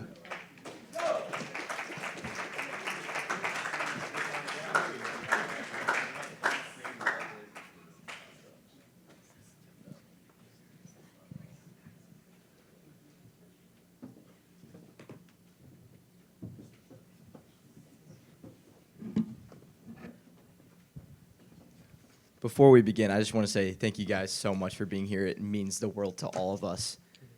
Absolutely, and thank you all very much for the feedback that you'll give later. And also thank you all to the Impact staff and to our peer mentors, and especially you, Al. Thank you very much. All right. What if I told you that there was an app that encouraged athletes and other users, specifically teenage athletes, but also other teens, to put down their phone and get off of social media? Well, my team and I this week have come up with an idea that fits that need perfectly. Meet the Go app. It stands for Get Outside. It is a screen time controlling app that you download onto your phone. and you give it access to your screen time, and it limits your social media intake. But also, it doesn't just limit things and discourage you from doing social media. It encourages you to do other things with your time. When your phone is down and when you're not on social media under your set limits, you get pearls, 20 pearls per 20 minutes. And you can use those pearls to play mini games that only last 5 minutes on the app, or you can use it to upgrade your team status in the app. But most importantly, and judges, I would love you to remember this if you don't remember anything else, you can use these pearls to trade in for discounts to local athletic stores. So you can shop more easily, and the athletic stores get more revenue because more people will start shopping there. As a student athlete, I have personally seen how social media has affected my peers as well as myself. We are looking at a generation who is trapped in a cycle of constantly scrolling. On average, athletes my age spend 3 to 4 hours on social media per day. And this isn't just about wasting time. This isn't just us being lazy. This is an actual addiction. And we are seeing, and it is leading to a mental health crisis in our students. We are seeing increase in anxiety, in depression, in sleep deprivation, and it is due to social media.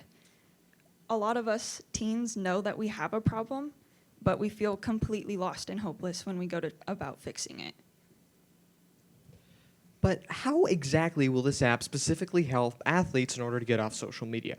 Well, first, it will use game-based reinforcement, as Elijah mentioned earlier, with the concept of games that you can unlock through the pearls you earn, small mini-games, in order to have fun and receive some of that positive reinforcement, just like social media, except to stay off of it. In addition, it will only be played for a small period of time so that you don't become addicted to the app instead of social media.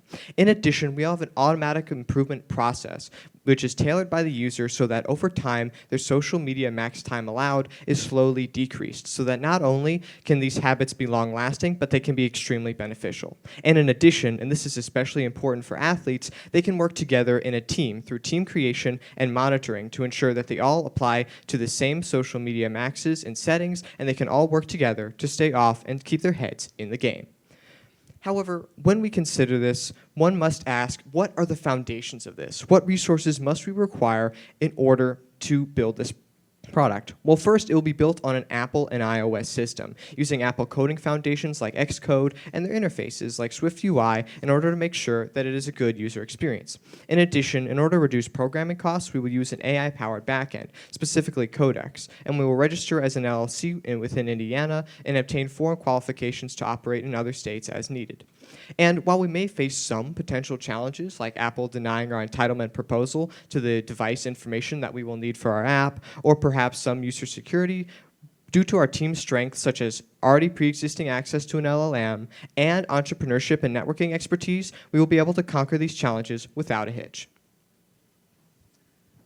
And for this app, our fees and costs will be, for our startup costs, we're estimating about with our LLC licensing to have our business license, our Apple App Store fee to get our app on the market, and our Codex AI code that we will use to build the app, we're estimating around $300 or so. And for our yearly maintenance fees, for our first year, we're thinking about maybe 150 active users. We're thinking that'll be around maybe 210, and for year 2, as we grow our app, we are thinking about maybe 300 or so per year, that year. But how exactly will we make up these costs? What is the way we will earn revenue?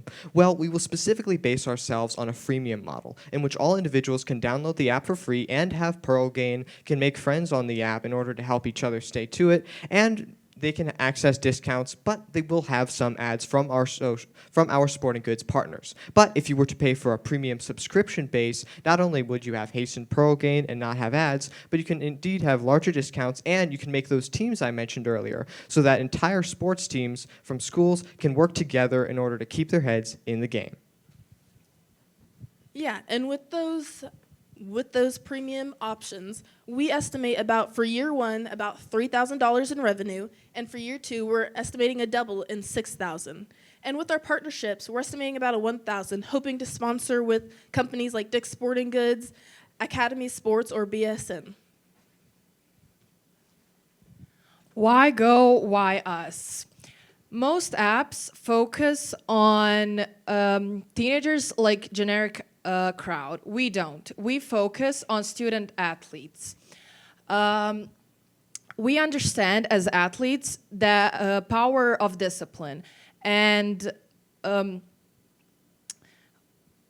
so we understand the power of discipline as athletes, and through our Go app, we are putting down the phones, feeling like a victory. And as athletes, we understand the sacrifice that it has to go to winning on the field. And for our partners, this is a game changer. They're not paying for scrolling, they're paying for focused and disciplined audience that is ready to engage. We're not just building an app, we're building a community that is, building a community that values presence over pixels.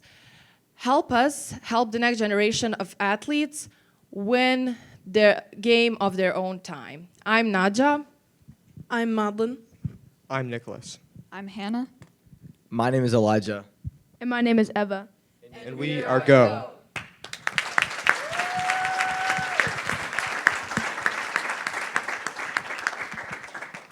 Thank you. That was great. Nicholas, thanks, man. That the tech savvy aspect was pretty cool. So next, I would just sometimes rather have a flip phone or no phone at all, so I can see how for kids this would be great. So why athletes, starting with athletes as phase one and not everyone? Is there a phase two to open it up to non-athletes, to really diversify a little bit more, open up your market, and expand your business? Yeah, so we decided specifically to start with student athletes because as many of us are student athletes or have been in the past, we know that trying to balance not only large numbers of practices, long time, meets, etc., and school and academics, that is an extreme challenge. And therefore, there's a very large time crunch specifically for athletes in comparison to other school individuals who might not be as committed to a specific sport. And with that time challenge, things like social media become all that much more detrimental. 3 to 4 hours on average on your phone, we do not have the kind of time for that. And that's why we wanted to specifically focus on athletes for phase one. But as we move forward, we are absolutely open to expanding, especially to other teenagers who face these same issues. And because this app doesn't just apply to athletes, teams can be used amongst friend groups or even for schools or other organizations. And so it's not just limited to them, but at the start, we want to specifically focus on them, especially through our partnerships and our advertising. But we want to emphasize that this is great for everybody. Great presentation, you guys. First question is, I think you're the third person I've seen with a leg cast. What happened this week? You know, no, I'm kidding. Yeah. I think my question is, you had startup costs pretty low because obviously AI integration, things like that. My question is about cybersecurity. You're getting access to people's phones, and there's a lot of liability with that. Have you guys thought about the insurance, the liability, the things that go into that aspect and the cost behind that? Yes, so I have some previous experience with a separate startup concept that I've taken to multiple pitch competitions, and so I'm more familiar with the concept of liability and user security. In fact, my previous startup concept had to apply to HIPAA regulations, so that was a nightmare to figure out. So specifically, in order to ensure that our users keep their information secure, we were going to opt for I would say a larger tier security package from our cloud data services. For example, Cloudflare offers a higher security, and Amazon Web Services, which is especially great for a small business like this, their costs scale by number of users. And by the end of our first year, we want 150 active users and 5,000 downloads. So that is not a lot when we use other subscription services for like cloud services. So for something like Amazon Web Services, not only can they provide high security, and I know about them because they also provide business associate agreements for HIPAA, they can also provide low costs, and that's why our costs can stay so low, is because it scales not necessarily by time or because it's a set cost, but it scales by number of users at a very low rate. Thank you, team. Thanks so much, y'all. Thanks so much, y'all. Have a good one.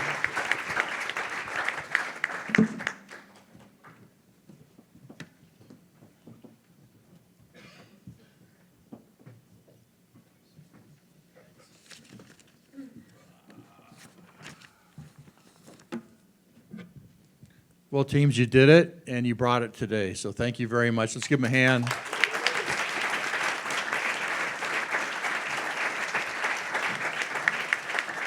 I think particularly impressive, because they didn't prepare or rehearse for it, was how each team handled the judges' questions. They did a really, really good job on that. So that showed you the depth of your research, your understanding, your ability to think quickly on your feet and do those things that are necessary to help become successful innovators onto where you're going.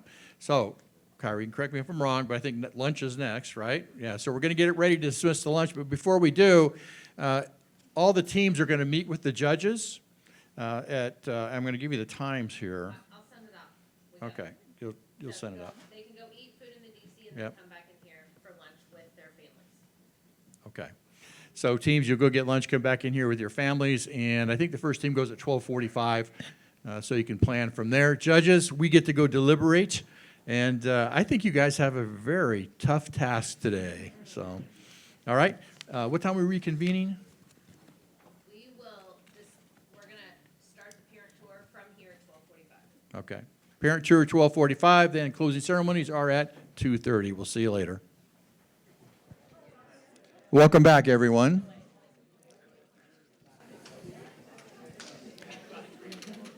It's time to get underway with our award ceremonies. I had a lot of fun with the judges in the back room, and we'll be seeing their results later on as we go through. By the way, thank you again, judges, for taking pretty much all day out of your work schedules to be here and to join us in helping our kids, achieve new levels of excellence. I also want to just take a moment to thank Kyra, the Impact Director, and her team, our Impact staff. There's a remarkable amount of energy and level of effort that goes into making this a seamless experience for your campers and the things that we do. And it's so great to have a fantastic team in place, because then I don't have to worry, I don't have to be that concerned. I know it's going to get handled. So thank you, guys. I appreciate that in where we're going. Oh, speaking of Kyra, come on up here. I'm going to introduce you.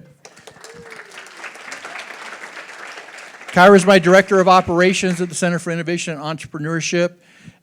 She makes sure things go smoothly there, but she also teaches classes. So this fall she'll be teaching social entrepreneurship, and she's also adding a class on because we have 16 new majors coming in. We just started an entrepreneurship economic development major this year. We have 16 coming in, so we have 20 majors total already, which is fantastic. But we had added another section of exploring innovation and entrepreneurship. So she'll be teaching that class. And then what? In the spring, you do creativity and concept development. So she's kind of a hybrid, staff member and also a faculty member to do that. But originally, she came on as a contractor to be the Director of Impact.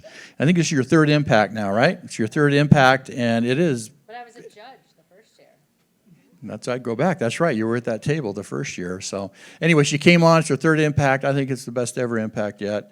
Yeah. And she's going to take it from here. All right. So this is fun. Let me tell you about who we have going on here. All right, that's me. Okay, so this week we really pressed into what are the gifts that God has for us, right? How can we use our gifts and talents to help others, to come up with amazing original ideas, but to really develop ideas that make an impact in the world?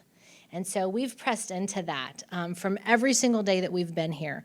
The students have heard from our staff, our faculty, our Taylor students, and it's been an opportunity for them to really start growing in the gifts and talents that we know God has given them, and start to identify those things, to develop their gifts and talents, and then to really look for ways to apply them. How can they come up with new ideas?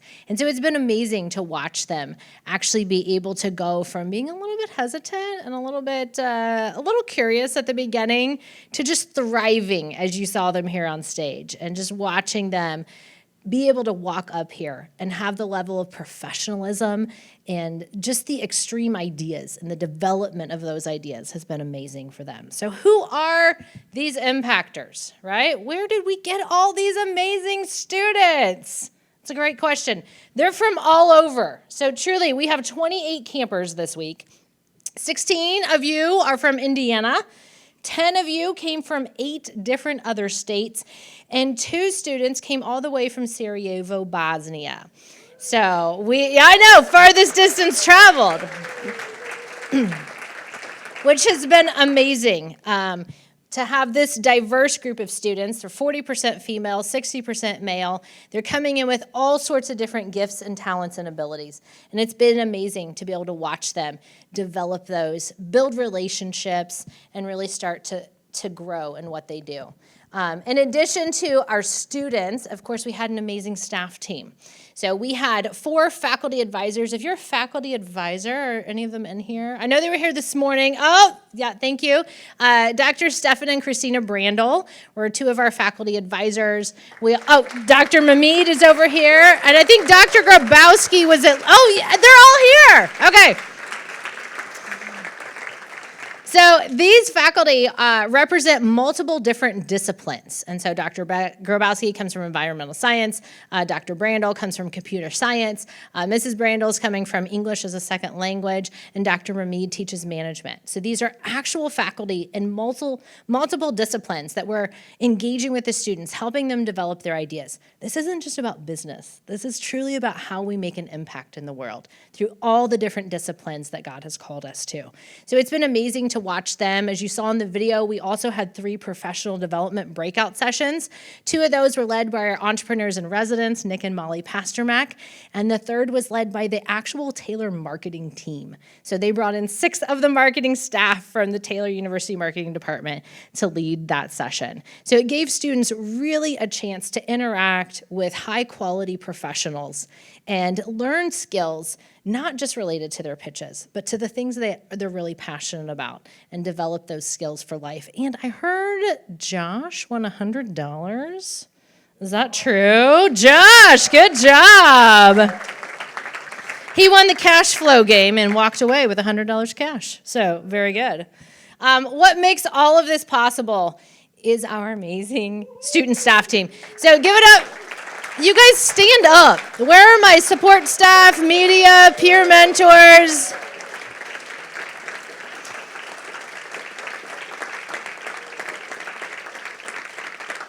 These are Taylor University students. 3 of our 13 staffers were actually Impact Campers 2 years ago. So they know exactly what you're going through. They have been through this process, and now they're pouring into those who are coming right behind them. And so it's been amazing to watch them grow. We've stretched them about as far as they can possibly stretch over the last 10 days. They came last week and did training with Dr. Bates and I, and then this week have been applying all of that training as they've been leading our campers through all the activities. So I do want to feature one of our staff team. Claire Yu is going to lead a devotional for us. Every evening we would have team meetings. Come on up, Claire. We would have team meetings, and during our team meetings, we would have one of our staffers share a reflection that aligned with our theme of the day. And we'd have some worship led by our TU chapel band, and it gave us a time to kind of pause and reflect about why we're here.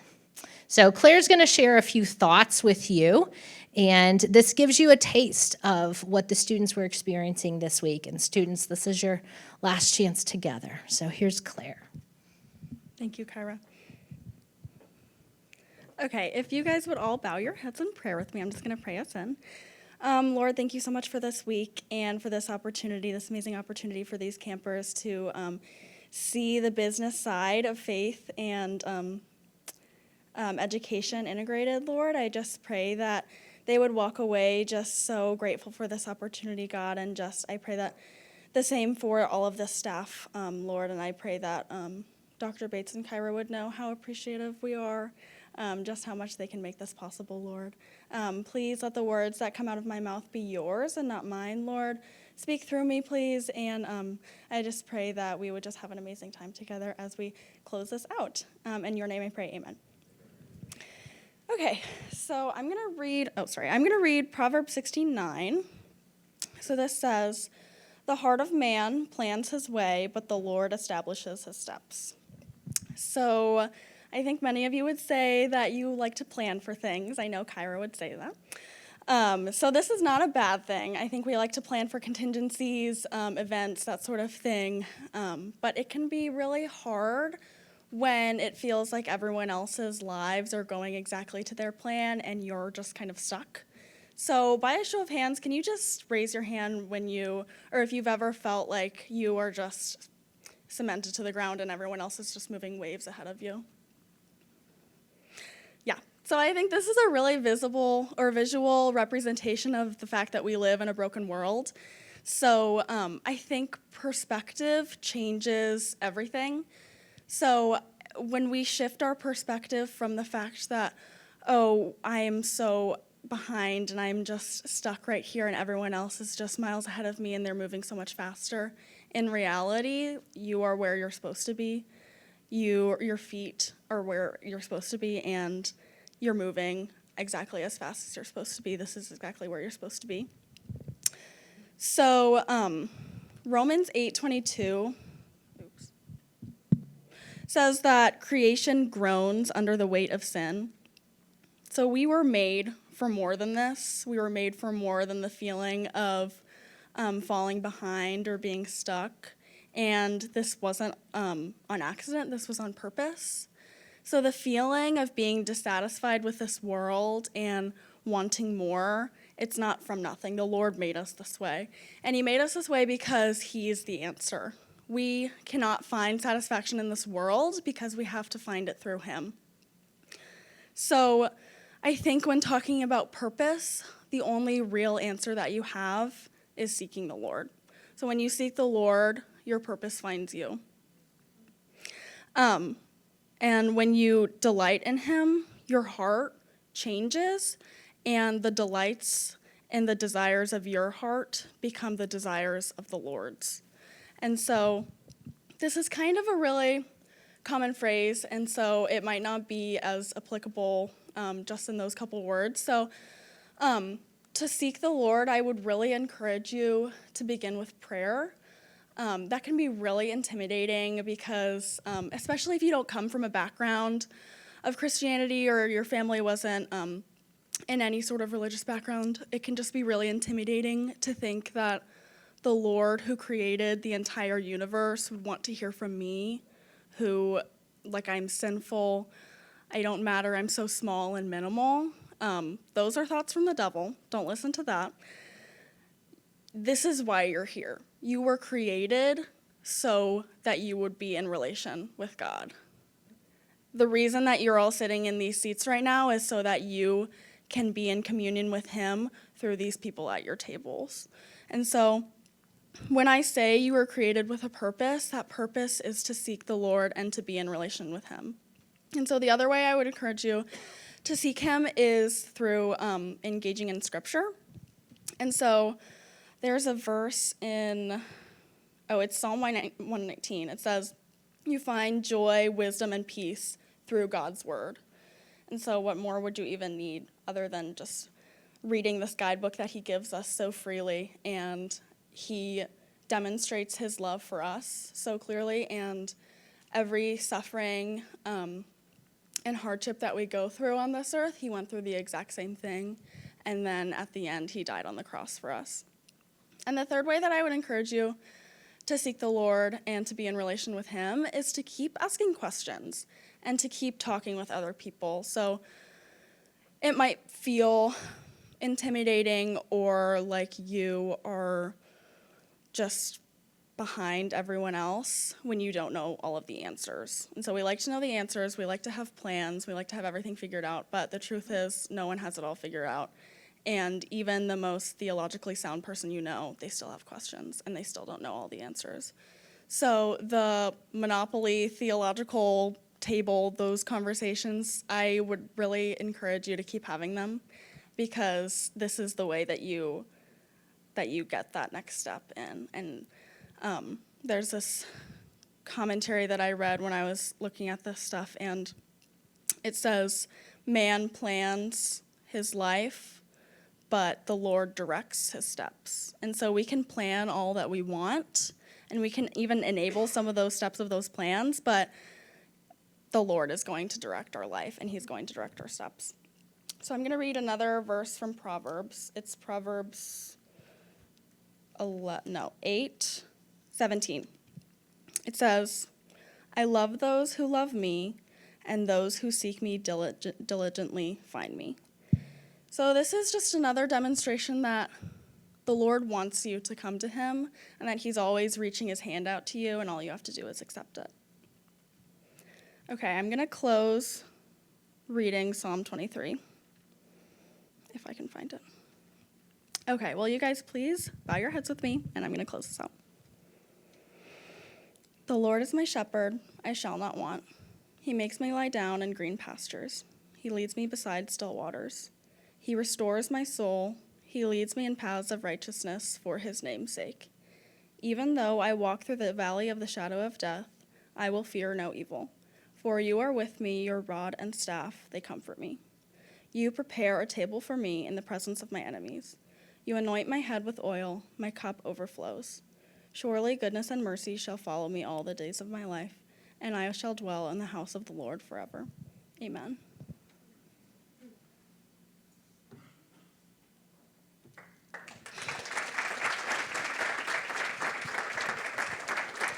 All right. Now I want to invite our peer mentors to come up because I love that you can hear from all of our students. This is amazing. So as we want to take time to recognize every single team. So some of you are going to walk home with medals and gift cards, but all of you have worked hard and you have all done an amazing job. Come on up here, guys. I'm going to invite each of our peer mentors to just share a quick 1 or 2 minutes about their team and let you know what they love so much, how they saw your students grow this week, and hear from them directly. So Go. Tell us about Go. Okay, hi, my name is Yoel, and this week I got the privilege to lead Go. So my team is right over there. Thank you so much for sending them. They've been a blessing into my life. If there's a word or 2 words that define this team, is hard workers. We have times of break and fun time in the evening, but they always choose to work more, and they always tell me that they don't want breaks, they want to keep working, and I've been so impressed by them. The first day I met them, we actually had an innovation challenge, so they picked random object, and they had to turn it into a solution that they can use in their daily lives. And I was so impressed because they thought outside of the boxes, they kept doing things, and they came up with this really cool idea that actually solves people's problem in their daily lives. And I think my highlight was at some point we had to take a picture with a visible impact, and they didn't want to take a picture with the sign. They wanted to take a picture of them by the dumpster throwing trash because they were making an impact at that moment. So I'm so proud of you guys.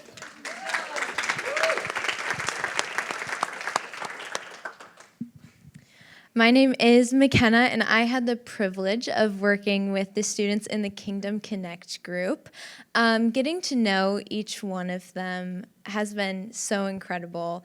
One word I would use to describe our team is encouragement. Through the exhaustion and the tiredness and the adaptability that they all have, just shown great examples to me and to the rest of the staff here. They encourage each other along the way. And while there was different problems we had to debate and work out as a team, they did it with such loving hearts towards one another. And it was so evident that the light of the Lord is instilled in each one of them. And so it has been I'm just so grateful for the opportunity to get to know Lena and Luke and Ellie and Ben and Josh this week.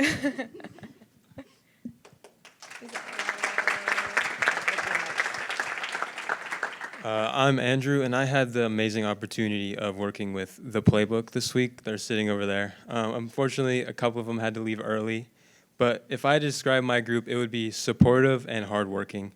Like Yoel's group, we spent a lot of evenings putting extra hours into this project, especially last night. It was just the entire day working on this pitch. But they've also been so supportive of one another. I think yesterday somebody said, I can't believe after just 5 days together that we could be so close. And that really touched my heart because this whole time they've been willing to listen to each other, build off each other's work, and there's been no ego at all in our group.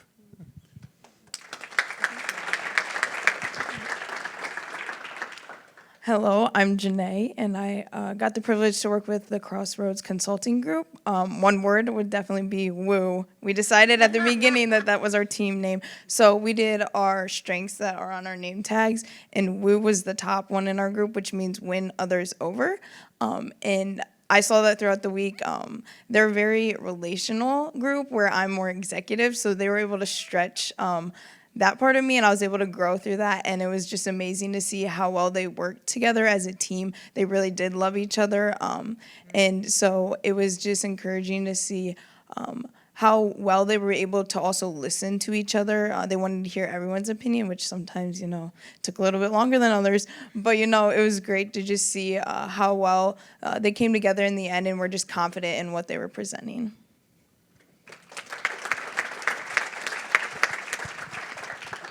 So my name is Nagatu, and one word to describe my group, I would say, is boys. It was the only all guys group, and going into this week, I was like, oh, I might be in for it, but it was anything but that because they really showed the qualities of men, and they were leading, they were working with one another, they were coming up with amazing ideas. Even from day one, they were they were playing this like Tetris stack game and playing it the most whack way possible. I was like, man, they're going to be thinking outside the box this week. So they made my job so easy. And I mean, it was definitely a little bit of a roller coaster with our idea, but man, it came together so well. And I'm just so proud of you guys. So good job.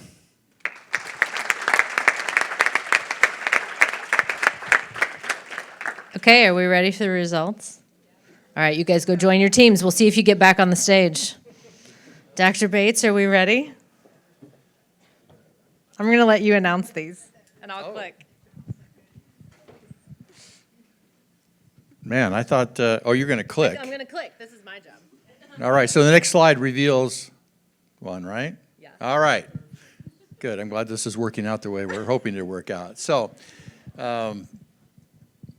overall, to delay it one more time, if you guys saw where they were on yesterday and where they came to today, you would be flabbergasted. That's why all our peer mentors are so proud of you and our faculty advisors are so proud of you. So everyone just did wonderful, and I would hire all of you in a second, all right, to work for our Ignite Innovation Corps when you get to Taylor. Okay, third place. In third place, we have the Playbook. Playbook people, come on up to the stage.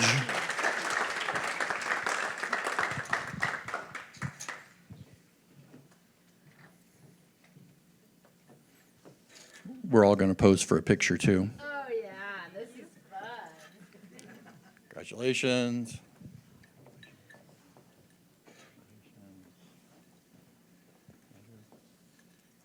All right, all of you kind of get in here in the middle and get between Kyra and me. You guys can gather together and look at me. 3, 2, 1. Beautiful. Awesome. All right, great job, Playbook.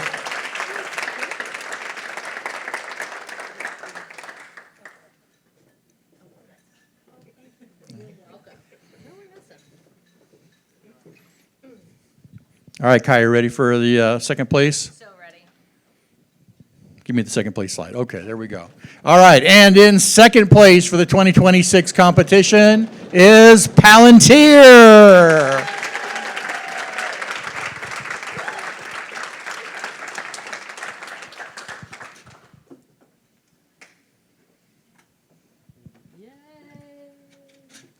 Let's get that.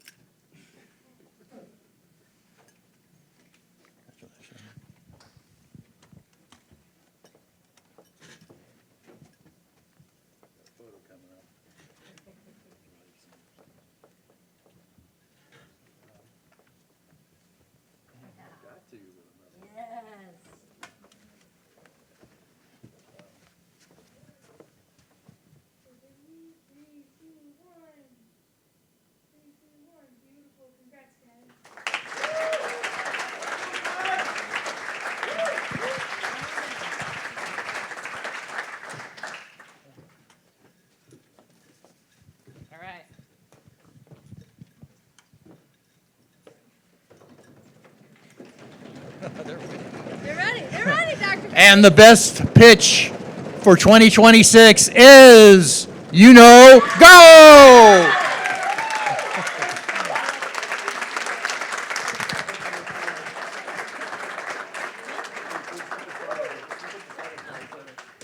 Come on up, guys.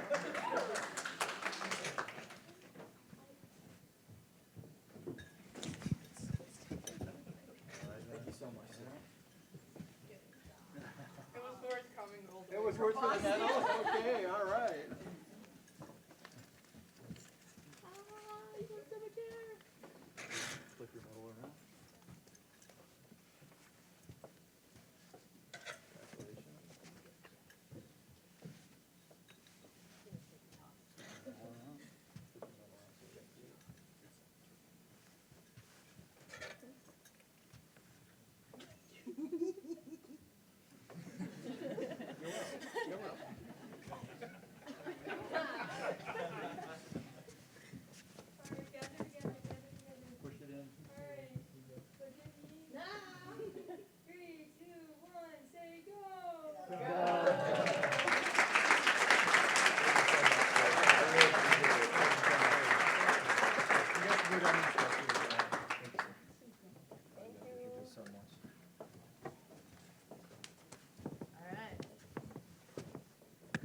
That's it. So from here, friends, we're so happy to celebrate you.